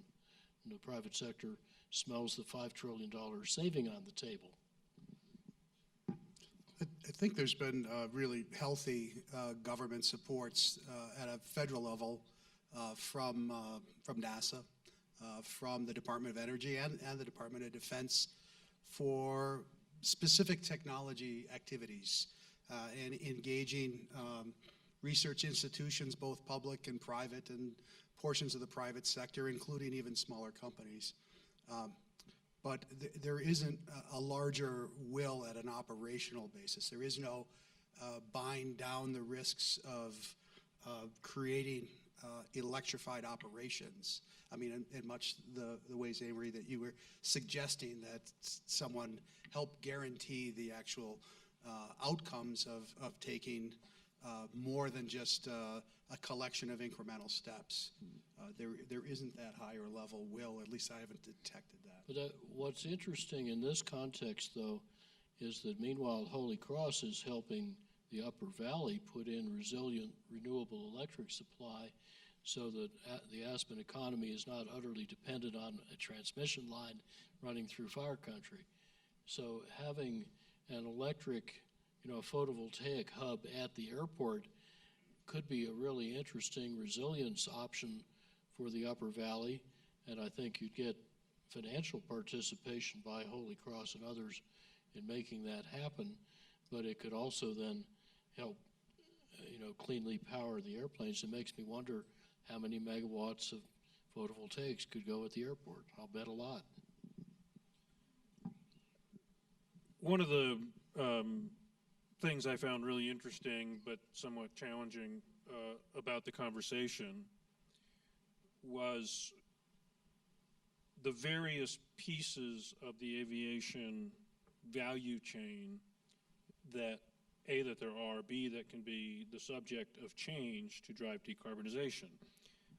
We talked about the fuel, we talked about the engine, we talked about the body of the airplane itself, we talk about the airport, we talk about the flight paths.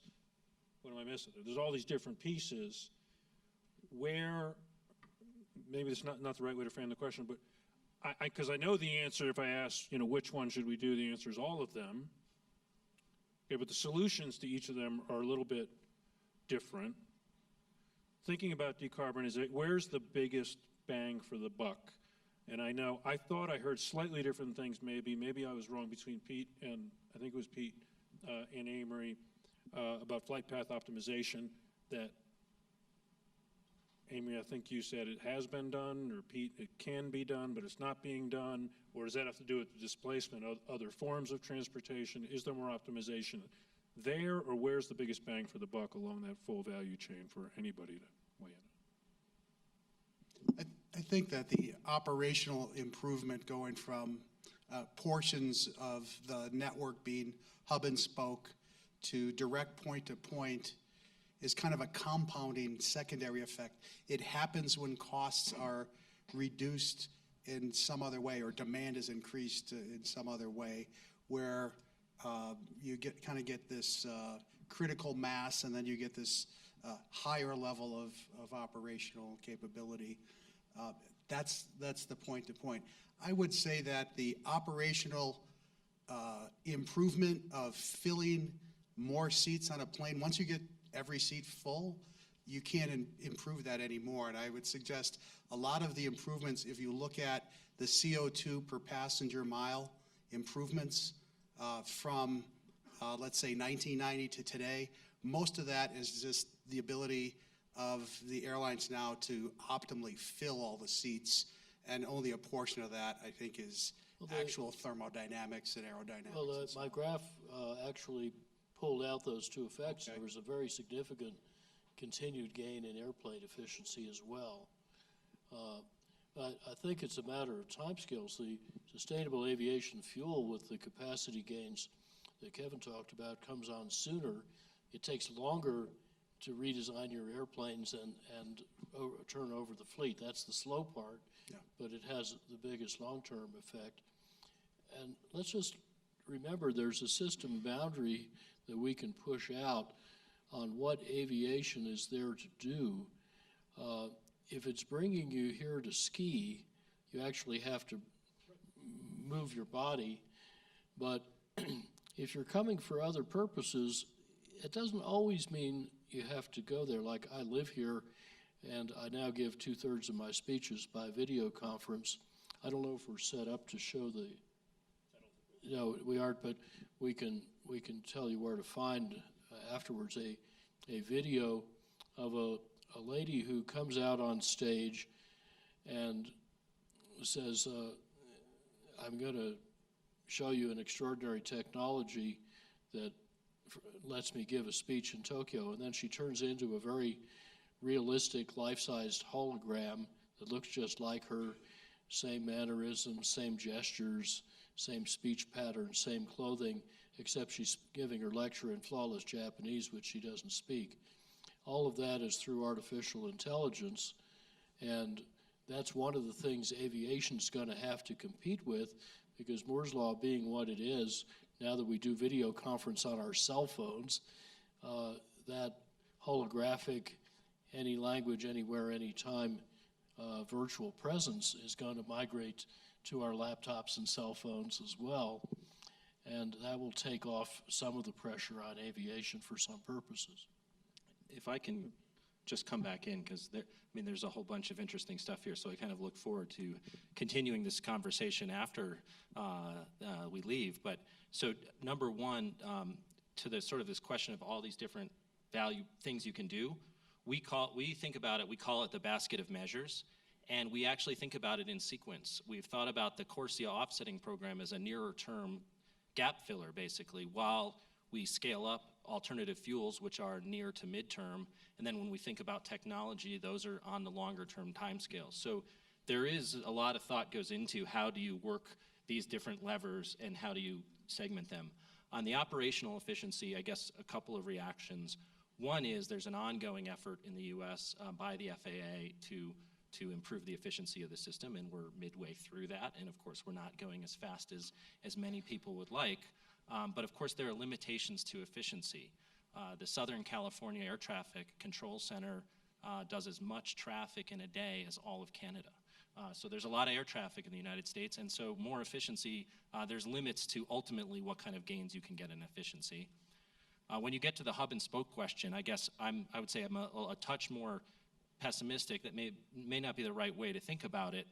Today, we don't really have that kind of short haul travel to kind of rural communities. And in fact, there's a program called the Essential Air Services Program where the government actually funds some of that travel. So to some degree, we need to wait for these technology solutions and to see them kind of materialize to then see if a different business model arises versus sort of knowing that you're going to have air travel to some of these smaller communities and that there's a need to fill. I mean, there's a bit of, I guess, prediction and forecasting that needs to go on. I think Kevin made a really, Pete made a really important point about the knock-on effect of short and ultimately perhaps medium-haul electric airplanes changing the route architecture.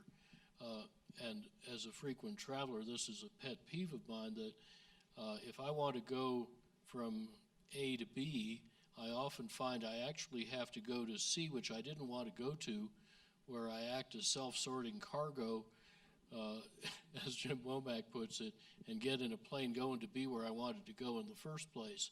It would save me a hell of a lot of time not to have to go the long way around, but the system is organized the way it is for the monopoly benefits to hub monopolists who tie down slots and gates and thereby suppress competition and raise prices. So I think if we really had more serious competition and antitrust activity in this sphere, combined with the technical innovation that will come from electrification and perhaps GPS-free flight, we could end up with a very much more diversified and time-efficient and money-efficient and carbon-efficient aviation system. And I would love to see that as a passenger. Well, you touched on this, Amory, and this is analogous to a term you coined many decades ago. We talked a lot about technology, but maybe the simplest way to decarbonize an airline flight is to not take one. And holographic AI-enabled meeting structures are great, but the fact is, and let's put this in the context of business, for example. People fly to be somewhere else, not because they like to fly, right? They fly in spite of the experience of flying. One of the discussions I've had with some folks who, like I, work in this kind of business sustainability world where, forget about policy, you try to get corporations to extract various forms of value by undertaking more sustainable practices and commitments. And it seems like there's not been enough focus on just cut out business travel. So much of it is not necessary. So much can be done by video conference, telephone, email. Let me go to Kevin on this and welcome your other thoughts.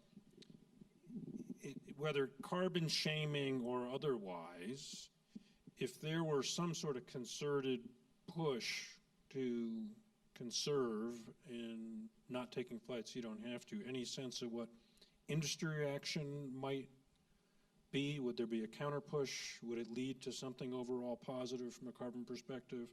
And actually, any of you guys, welcome to that. Well, good question. I mean, on the overall kind of point, I have 3 small children, so I very much try to avoid flying when I can, and usually only travel with them about once a year. But you know, I'm not sure what the reaction would be. I think that though there's a spirited debate about face-to-face human interaction and the value it plays. So I don't know that I would fully subscribe to the notion that you can cut all of it out. You know, in particular, for example, in the world of international relations that I spend a fair amount of time in, where to work with another country and to get agreement, you need to be face-to-face and spend time. So, but that's not to say putting aside the question about the overall level of flying and whether there are ways to reduce it. Well, clearly, sometimes you need direct contact and sometimes you don't. If you're working with people you've already worked with, you know each other, you don't necessarily have to share a beer to get your business done well. And remember also, when we have renewably powered, perhaps electric airplanes, there will be a lot less guilt associated with flying, and that may give that segment more market advantage. Can I just jump in quickly on that last point? Because the one thing I guess, the one assumption that Pete and Amory are making on the electric side, and it was brought up a little bit, is that ultimately the source of energy is going to be cleaner than what we're currently doing.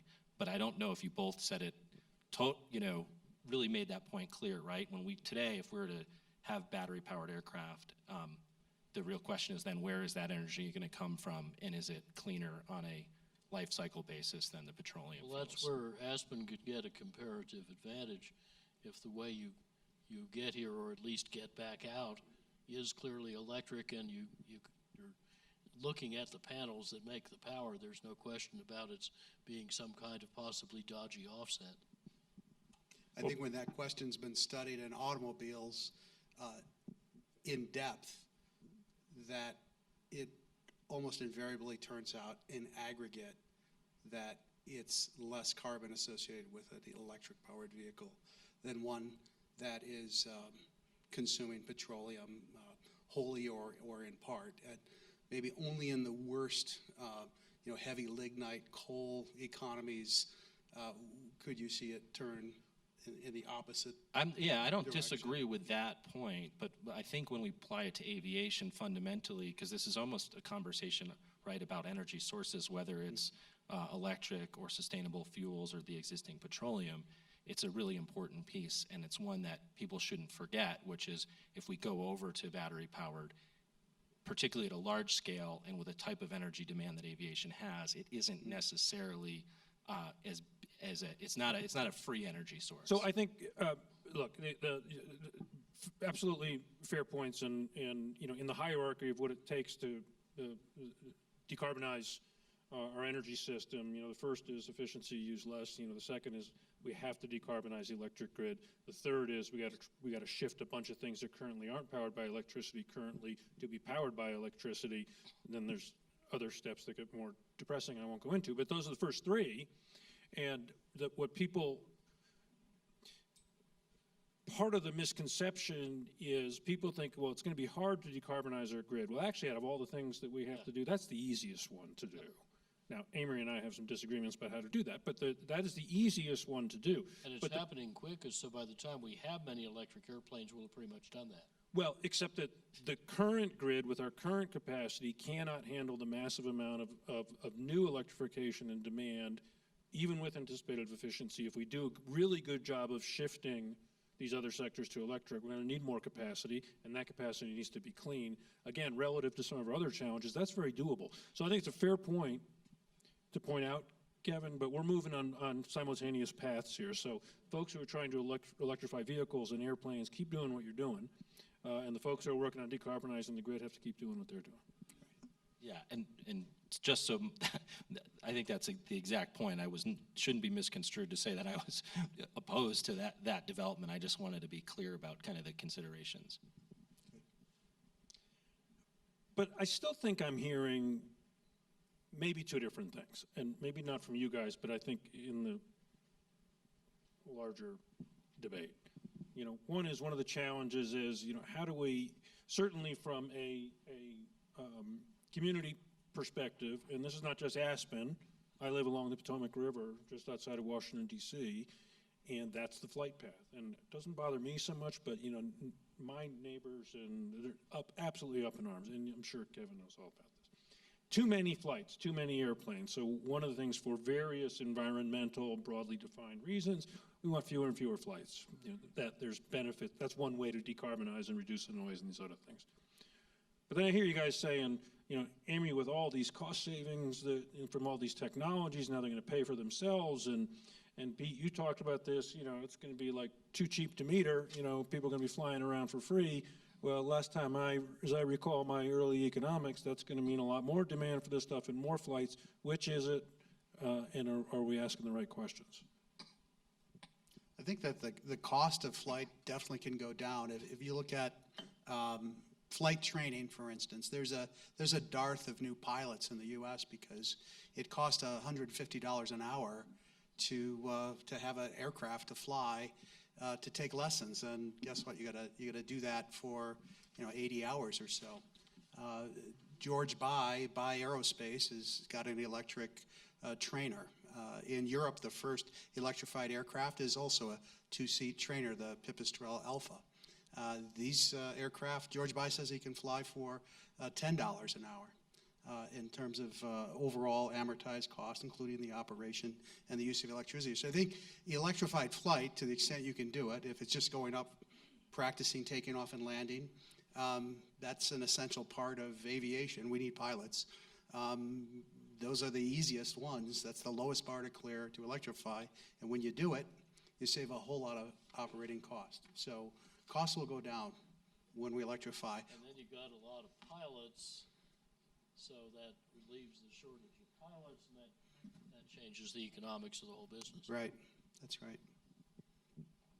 But are you, Roger, I think, in some ways, I think you're asking a fundamental question at the heart of this issue, right? Which is, and I think Amory got at this a bit, which is the outside-the-box thinking ultimately that's needed in the long run. Because, take environmentally conscious places around the country. Let's take Seattle, for example. They had 30 million passengers in 2010. They had 50 million in 2018. They've nearly doubled the number of traffic there in under a decade. And the economy's booming, and the tech companies there are doing really well. And so the question is decarbonize, but what about the growth? And so ultimately there's some really hard questions that do need to be addressed kind of in the long term of this issue. I understand one measure under discussion in Europe is the elimination of frequent flyer programs. Frequent flyer programs are seen as things that incentivize unnecessary business flight in order for employees to score free vacation flight, which otherwise might not have been taken. And that both of those represent kind of frivolous use of aviation that create unnecessary carbon, for instance. Now that's kind of a bitter pill to swallow for people that fly a lot, but maybe that kind of measure would make sense. I don't know how that could be enforced or anything, but that's under serious discussion. Well, so is some basic questioning about to what degree is this a subsidized industry? Certainly the fuels are. Absolutely, the fuels are. I mean, anyone who's not paying for carbon is subsidized, so everybody's. Well, they're subsidized in a lot of other more fundamental ways. International Energy Agency just pointed out that dirty energy gets about twice the subsidies of clean energy. Yeah. All right, I want to transition. We're in a little trouble seeing you all, but we transition out and get some questions. I think the process is we've got roving microphones. Is that, or I assume people roving, holding microphones. We don't have that technology yet. And we'll take some questions and go from there. None of us said anything controversial. Yeah, don't mess with my frequent flyer program, Pete. Hi, Jackie Francis here, and you haven't talked much about biofuels, sustainable airline fuels. I was wondering, what's the makeup of them? What's the, how much more of it do you need to have as far as weight on an airplane? And how is that gonna affect sort of the transition from jet fuels to sustainable airline fuels? So energy density-wise, they're about the same, give or take. So it's not a question of more weight on the aircraft. Certainly, It's not ethanol. These are long-chain hydrocarbons, very similar to Jet A. That's why they're a drop-in replacement, and the military pioneered those.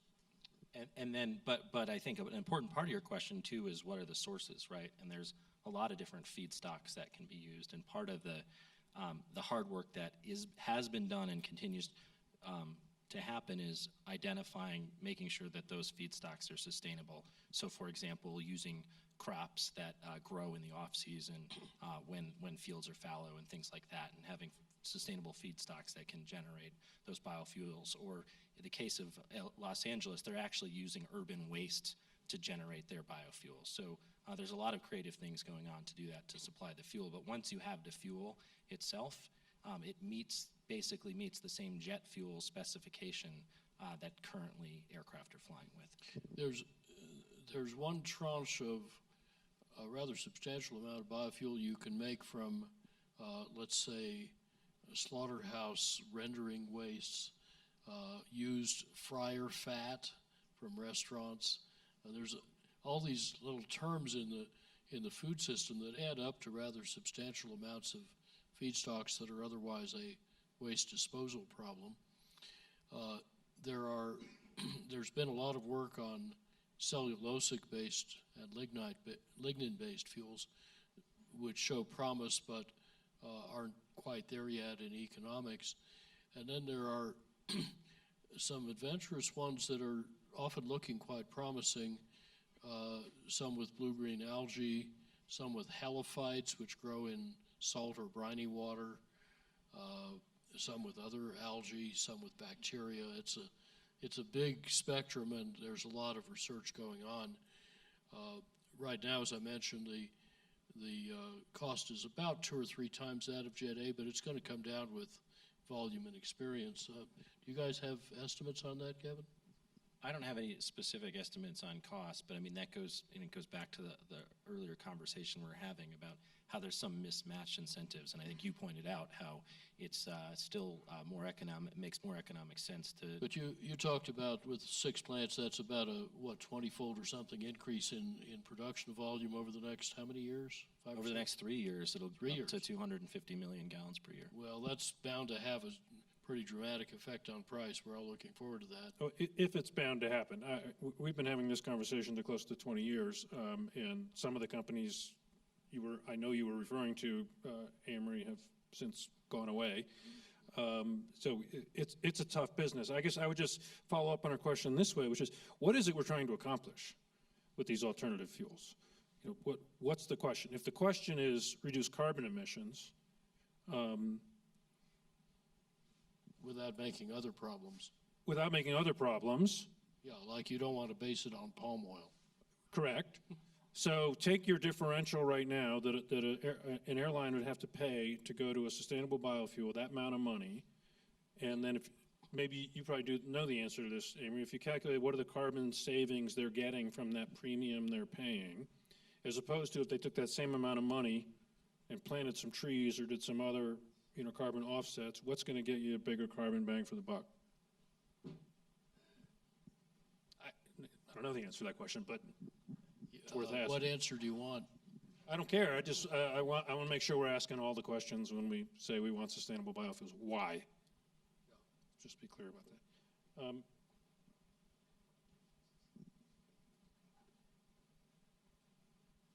Hi, thank you all for being here tonight. I'd love to ask, well, on the topic of offsets, I understand now that RMI is managing an offset program called the Good Traveler, and I'd love to hear about that from Amory, if we could, a little bit, just to inform our audience. I've been pushing it as hard as I can with some degrees of success or lack of it with some people. But the other, I think you know more about it than I do. I know Okay. RMI uses it to offset all our own travel, and we help promote it, but okay, well, I'd just like to Go for it. give a plug for thegoodtraveler.org. It's worth checking out. You can calculate your carbon offset for any travel you do. It comes out to about $2 per 1,000 miles. We're hoping that it will be for placing the credits, the offsets in sector. So the exciting thing is to create offsets that would actually apply toward electrifying aviation, for instance. And I'd love to hear about that if you have anything to add. I think go to the website. Yeah, there are some offset programs that specifically then tie that investment back into the sector or activity that's being offset. And there's some really nice synergies around that. It doesn't necessarily get you the biggest carbon return for the dollar. Well, and one of the challenges too is it really an offset if it's in the sector? So if I reduce a ton of emissions by having a more efficient airplane, I can't count that twice by selling that to someone to use, right? So I'm not saying there aren't opportunities there. There are synergies, but from an accounting perspective, it gets challenging because we want to make sure that these offsets are only counted for once. Yeah, you need to count it once and only once. I was recently working with the leadership of one of the world's largest airports, and they are getting very interested in that kind of program. And they recently had their board briefed by some climate scientists, and it really changed their priorities in a hurry when they understood how serious and urgent the problem is. So I think we're going to see more airports emerging as more of a leader than you would expect from their operational role in the industry. And that's a similar opportunity, of course, with this airport. In the back? Hello. I actually live across the street from our airport, and so in addition to the global impacts of CO2, just the local air pollution, air quality impact is something we're concerned about. And so I was two questions. One is the makeup of the alternative or biofuels, when it's burned and whatever's emitted, is that any different makeup than what are the fuels today? Was that a way to sell those potentially? We're affected by the fumes and whatnot. I'm guessing there are other people. Would that be a way to sell that? And two, you've discussed a lot about the potential for electrifying airplanes in the air.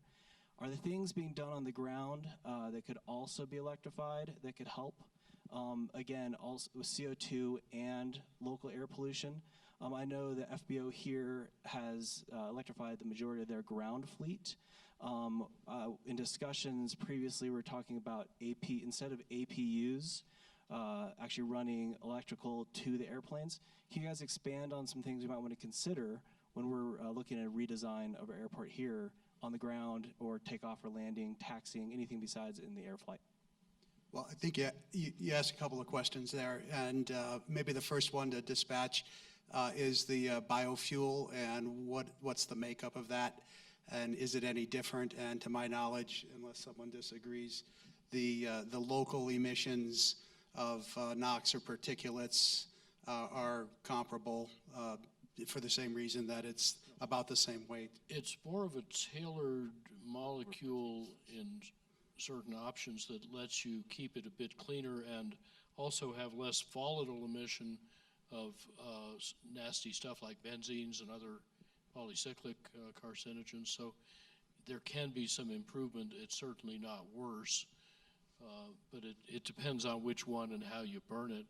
And on your second point, absolutely, it's very similar to the evolution we're undergoing in seaports, where the hostlers and other vehicles that move containers around, move goods around, are being fairly rapidly electrified. This is a wonderful way of reducing local air pollution and asthma and so on around the ports, which often have very dirty air, and often it's also an environmental justice issue. And I think exactly the same operational logic applies at airports. We'll generally get cleaner air, less noise, and greater reliability with good economics by electrifying all the stuff that's running around on the ground. Kevin, do you have Yeah, if I can. So those are great questions. I guess just kind of the baseline, number one, that the local air quality pollutants are regulated, carbon monoxide, NOx, and actually this year we agreed on an international standard for particulate matter for aircraft engines. So there's progress being made on the standard setting side. And then I also talked about the Ascent Center of Excellence, and that's where we do a lot of research into understanding and evaluating the local health impacts of aircraft emissions along with the other sources around an airport. Now, biofuels can, depending on the source, have lower particulate matter emissions because it really is what's in the fuel. And then your last question, I think that's a really good point to note, which is there are things that we can do today that we're not doing everywhere, like electric power from the gate while the aircraft is at the gate, along with preconditioned air. That's not currently available at all airports. Yeah, and as Amory said, we're doing that. We're getting better at that at ports, actual ports. Technical term there being cold ironing, if I'm not mistaken, and even truck stops and so forth. But isn't it also true, Kevin? I'm not picking on you, but you may know this, that the ability of the idling time for a plane, okay, which is a function, could be a function of uncontrollable things like weather, but either. Are there actual requirements that result in higher emissions during idling than there otherwise potentially could be because the pilots are required to keep a certain RPM up, or am I just misremembering that, or otherwise are there ways to reduce idling emissions? Well, so the biggest area where that comes in is, and we've all been there, is when you're waiting out on the tarmac to take off because there's congestion. And so we actually, through this Center of Excellence, did a program a number of years back where we worked with a tower to meter when the airplanes went out to the end of the runway so that they weren't sitting out there. So we worked with MIT to put in a system at Logan to make sure that aircraft weren't just sitting out there and that their pushback from the gate was better timed. There's also things like single engine taxi out, which can be used, right, where they'll shut down, a twin engine aircraft will shut down its engine on taxi out. It's one of the means of reducing fuel consumption and CO2 and emissions in a hybrid aircraft is to use the electric half of it for ground operations as much as possible and have the minimum amount of warm-up done on the combustion machine to support flight, just for that reason that you really don't, it doesn't take much power to push the plane around on the runway, and yet often there's two big turbofans idling. We just get a few of Amory's grad students to push the thing around. It'd be cheaper than anything. And there's also I got a few here. also at least one inventor that's got a pretty good electric wheel motor, which does two things. One's to push the plane around, and the other is when you're about to land, it spins up to the landing speed, so you burn up a lot fewer tires when you land because you're already at the rotational speed to match what you're about to encounter on the runway.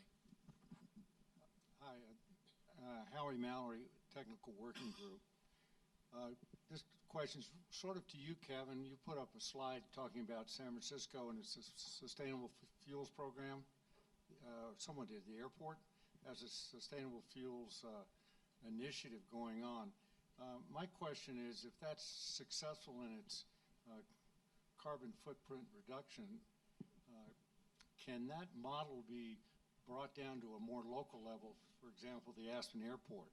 And if so, can Aspen mandate that those guidelines be used locally with respect to aircraft usage of our facilities here?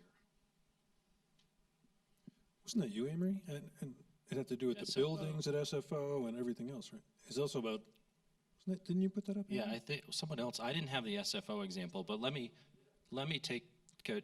so one, yes, potentially, right, and it depends on the sources and whether there's an opportunity for a facility to bring in that fuel, et cetera. In terms of the airport operator relationship, that's one area that I'm not going to stray into because ultimately something along the lines of mandates really will come into this sort of landlord-tenant relationship. And there's a discussion to be had there, but it's not one that I'm going to jump into at the moment. In one sense, an airport's it's just a bunch of buildings, right? So do what you do with buildings first, and then you got logistics, like you would have, at any industrial site. Do that, and then there's the particular unique things related to aircrafts. But it's all got unique functions like de-icing. Yeah. Right. Yeah, right. And there's a lot of art around cleaning up each of those things, and yeah, of course we should use best practice. and incentivize it and measure it.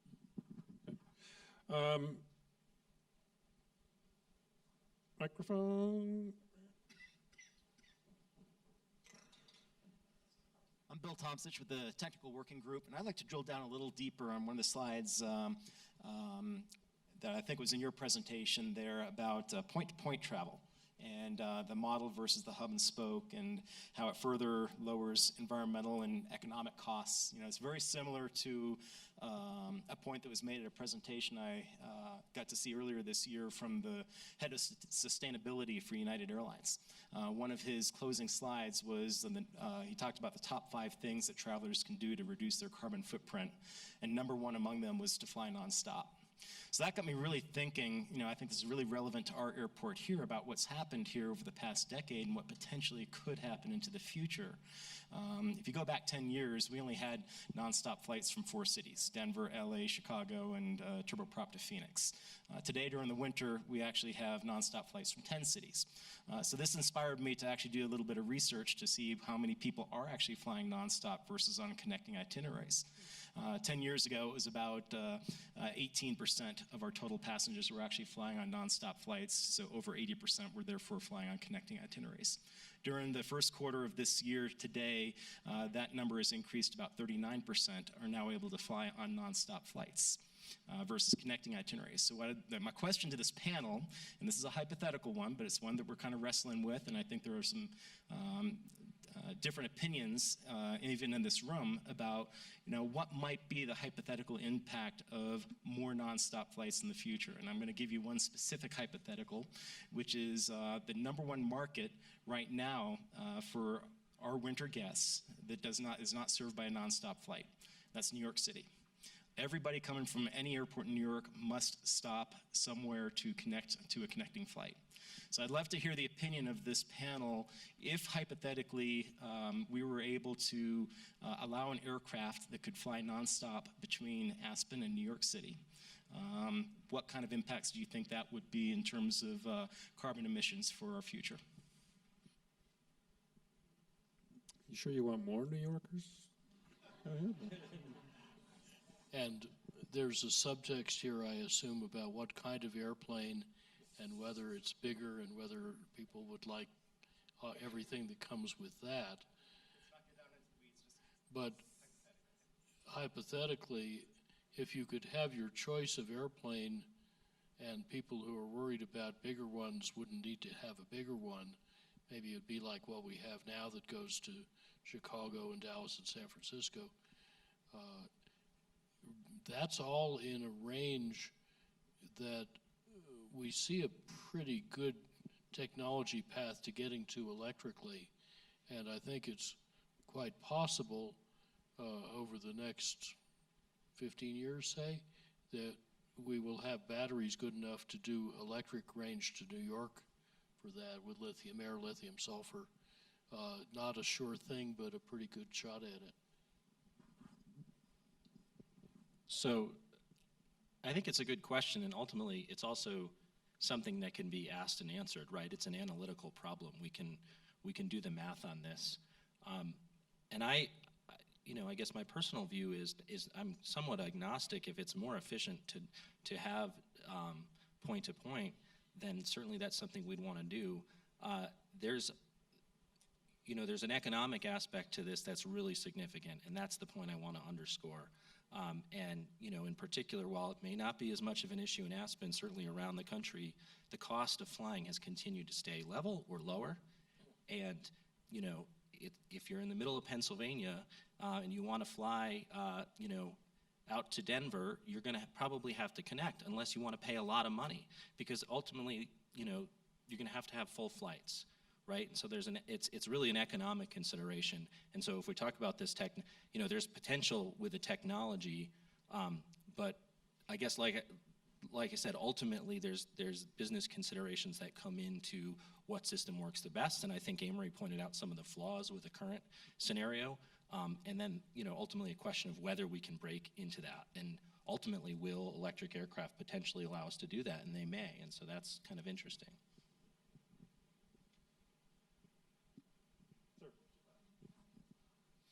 Yeah, talking about the Aspen Airport, I've been flying out of the airport more than 50 years, and in 50 years ago, we were parking at the end of the runway 33 on the far east side of the airport because there we just push our glider on the runway and take off. No taxiing. Later on, the airport, the county, asked me to go park my airplane on the north ramp. So every time I had to taxi, it was a mile of taxiing. And so do all many jets. To get to the takeoff point, you have to taxi a mile, and that's very inefficient. That's very bad carbon. So our parking of almost all airplanes should be between the end of the runway, 33, the southeast end of the runway, and buttermilk. Then you could go downhill with still fuel to the threshold and take off from there. Also, when you land, you end up, you land long and get right to the area between the end of the runway and buttermilk. I think we should think about that, about the parking. You know, I always, actually, in the beginning, I had a motor glider where I had to taxi. It only had one wheel, so I had one wingtip on the ground, and I had to taxi for a mile. I should have been parking at the end of the runway. So I think we have to think about that. Maybe park all the airplanes southeast of the end of the runway, near buttermilk, so they don't have to taxi so far. Because that's where the carbon comes from. All this carbon goes right to buttermilk and downtown. And also, you forgot to mention, there are aircraft now built with electrically driven wheels. So they can taxi without the engine, without the jet engine, and only turn the engine on when they get to the threshold. So that's a good thing to do. Well, I think without speaking to ASE in particular, I mean, I think one of the things that I think we've all agreed on here that on the ground operational logistics is a place to look for efficiencies and carbon reductions, for sure. Yeah, and it's worth remembering in that context that gas turbines are designed to be efficient at cruise, and some of them are also designed to be efficient in takeoff at full throttle, but practically all of them have terrible efficiency when they're near idling, running without much load. So using them to push planes around is a really bad idea. It's terrible.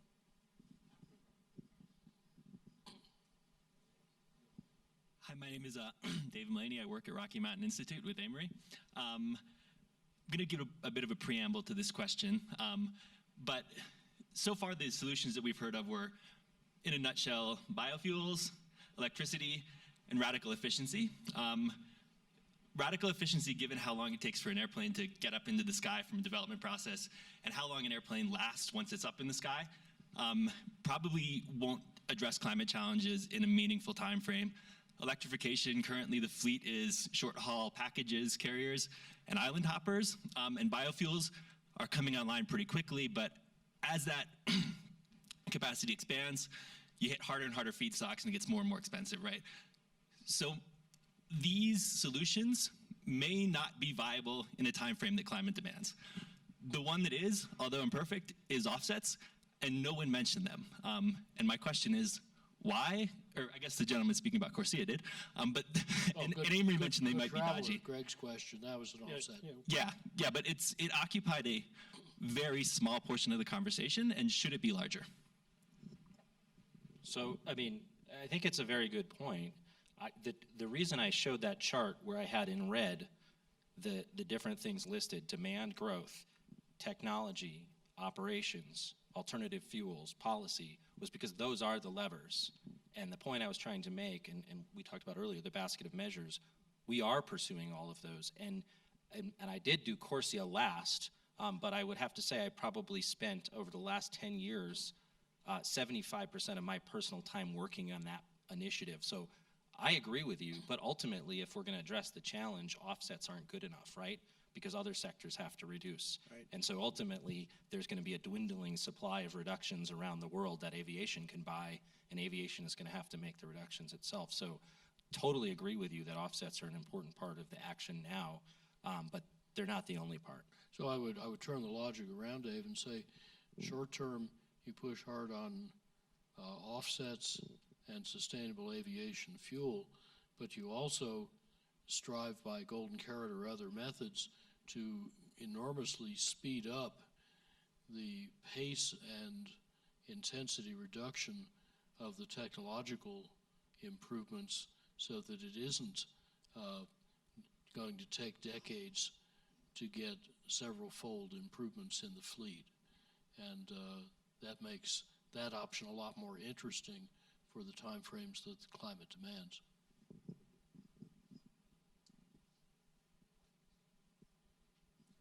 And electrification, same thing. Yes.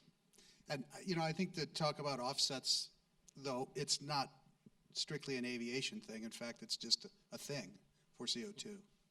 And so if we're talking about aviation and decarbonization, I think it's good to talk about aviation-based decarbonization and not things that are externalities to aviation.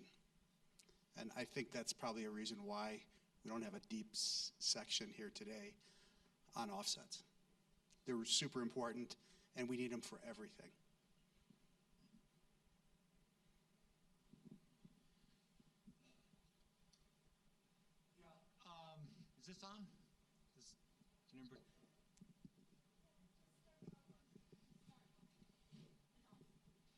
Is this on? Who are the major companies that are doing research and development on the batteries?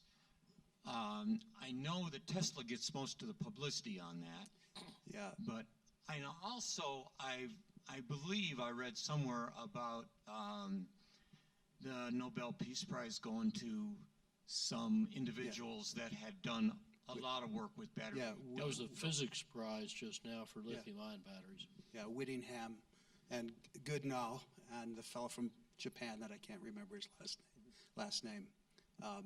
They got the Nobel Prize for the development of the lithium-ion battery for work done probably 25, 30 years ago that we see the fruits of today.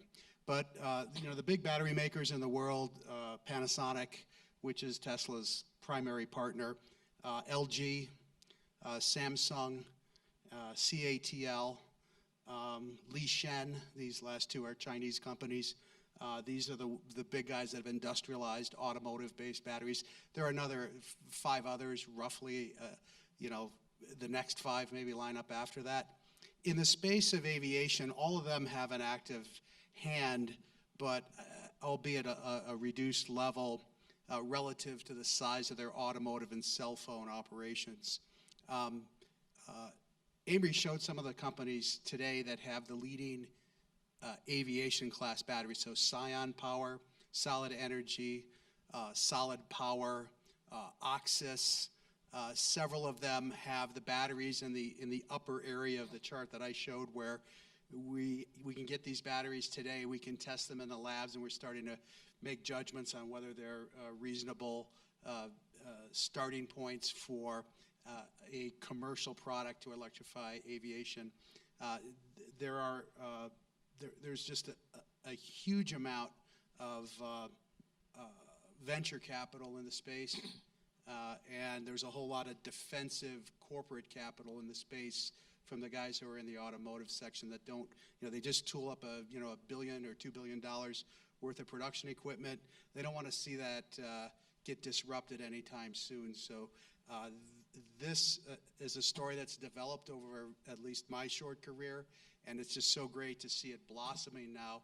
And you can see that other sectors, including our aviation sector, is in a great position to take up and capitalize on all that work. About a week or two ago, Rocky Mountain Institute put out a nice report on battery progress, and not only the short-term lithium-ion improvements, but other chemistries and other things enabling other chemistries, I would suggest you pay particular attention to solid electrolytes, for example, ionic materials, solid polymer electrolytes, Bill Joy's very active in, because those can eliminate the things that make good batteries really hard, like dendrite growth, impurity migration, corrosion, and flammability. And they're compatible with almost any chemistry, so you can end up with, say, rechargeable alkalines, very cheap, high power density, long cycle life, but also you can enable that way safe lithium, sulfur, and lithium air, which have much higher energy density than lithium ion, and that's what would enable, if we can make it work, the medium haul electric airplanes, not just short haul. It's looking very promising in the lab. From there to market and volume is a big step for batteries, but I hadn't realized till I dug into this how much changing the electrolyte from the current kerosene-like liquid changes a lot of other things that simplify the path to much higher performance batteries. And remember, this is not only about batteries, but also about ultracapacitors. And without violating physical law, you could, in principle, have an electric storage device with much higher energy density than liquid fuel. Some people think they know how to do that.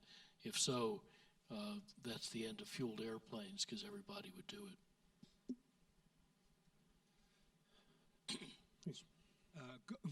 Going back to a nonstop, is there a plane that can fly from New York to Aspen and maybe Miami to Aspen and Atlanta to Aspen? That would be Delta, American, and United, and they would love if they could go nonstop.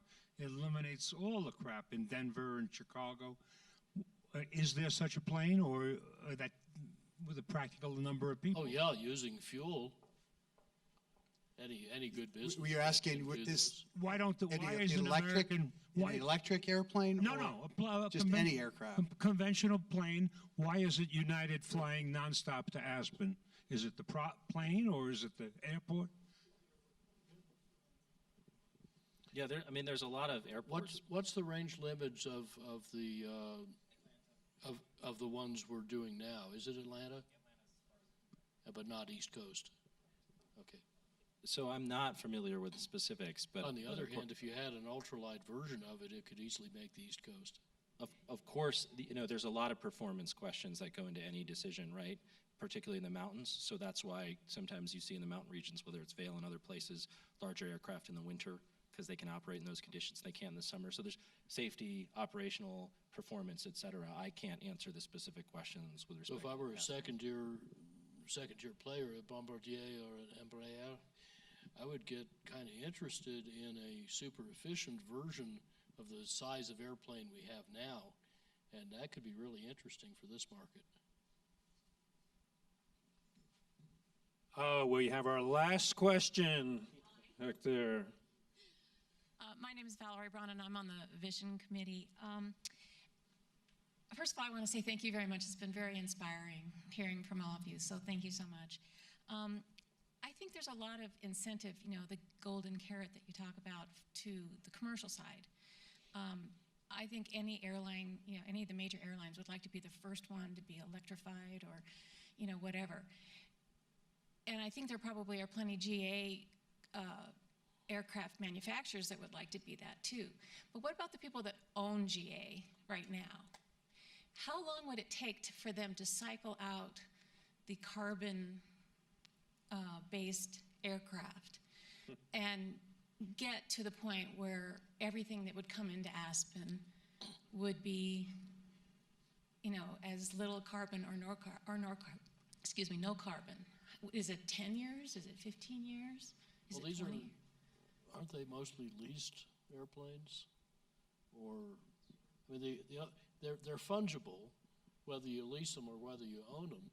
If you have a better value proposition for a different kind of airplane, you can send the other one somewhere else or sell them or lease them to somebody else. I'm not sure that's much of an obstacle. Well, that doesn't solve the problem, though. Right? But I mean, you've asked a question that we haven't touched on, and is sort of the durability of the asset and the infrastructure. Absolutely. And the answer depends in part on, for the U.S. kind of mainline large aircraft, it's probably an average fleet age of 10 to 15 years. But then you asked specifically about general aviation, and I have a pilot's license, and I got my license in 2008, and I flew on a Cessna from 1975. They have a very long life, right? And that's also one of the challenges, and Amory talked about that. Is there a way to speed up that cycle?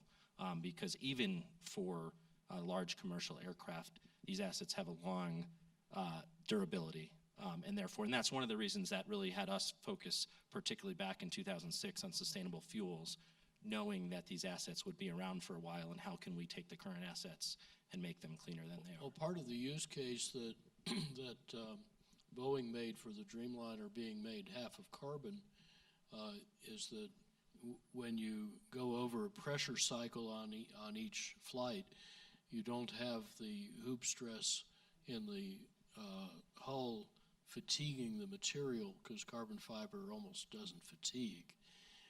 And you also can keep it at higher pressure, which is more comfortable and healthful for the occupants, because you aren't worried about hidden condensation and hull corrosion, because the stuff doesn't rust.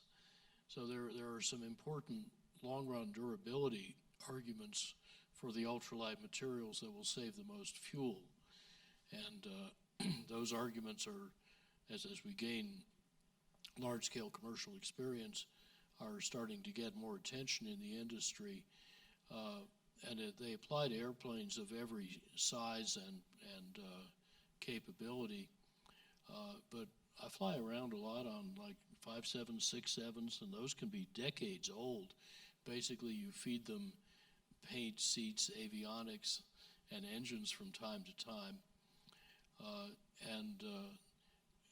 Now, of course, a great deal of the propulsion is done on a power-by-the-hour business model. Not many years ago, a GE engine would send 10 megabytes of data back to the ground about its operation and its maintenance per flight segment. Now it's something like 28 gigabytes. And that change added $9 billion to GE's engine fleet value, because basically they're able to guarantee that if their preventive maintenance misses something and your operations are interrupted because an engine goes down, they pay you a penalty. And they gained enormously in market share with that business model. That sort of solutions economy business model can go way beyond engines. And as we get to more and more durable airplanes made of materials that don't rust or fatigue or dent, and as we get to electric propulsion that is much simpler, lower maintenance, and easier to do the diagnostics on than complex fueled machines, I think a lot of things in the business model start to change in a direction that's very favorable for carbon and for all our objectives. But in the meantime, your point's a good one, which is these assets are long-lived, and what do you do with the older ones that are still around? I would just refer you back to one slide that Kevin put up about the policy approach that's being adopted on an international basis, which just basically says you pay more if you're less efficient. There's a baseline, there's a setting. So if you want to keep flying your old dirty plane, more power to you, you got to pay for it. Again, correcting for carbon, if we correct for carbon. So are you saying that, like Aspen Airport could, in principle... I'm not here to make policy for the Aspen Airport. No, but you could refer you to that. But like Zurich Airport charges high landing fees for noisy airplanes. Okay. Your lips to their ears. Hey, folks, look, I want to really thank all of you for coming. I think what we established is that this is an issue that is extremely important, extraordinarily complex, but not without some well-founded doses of optimism associated with it. So I hope that we touched all of those points. Please join me in thanking our panelists for sharing their thoughts today.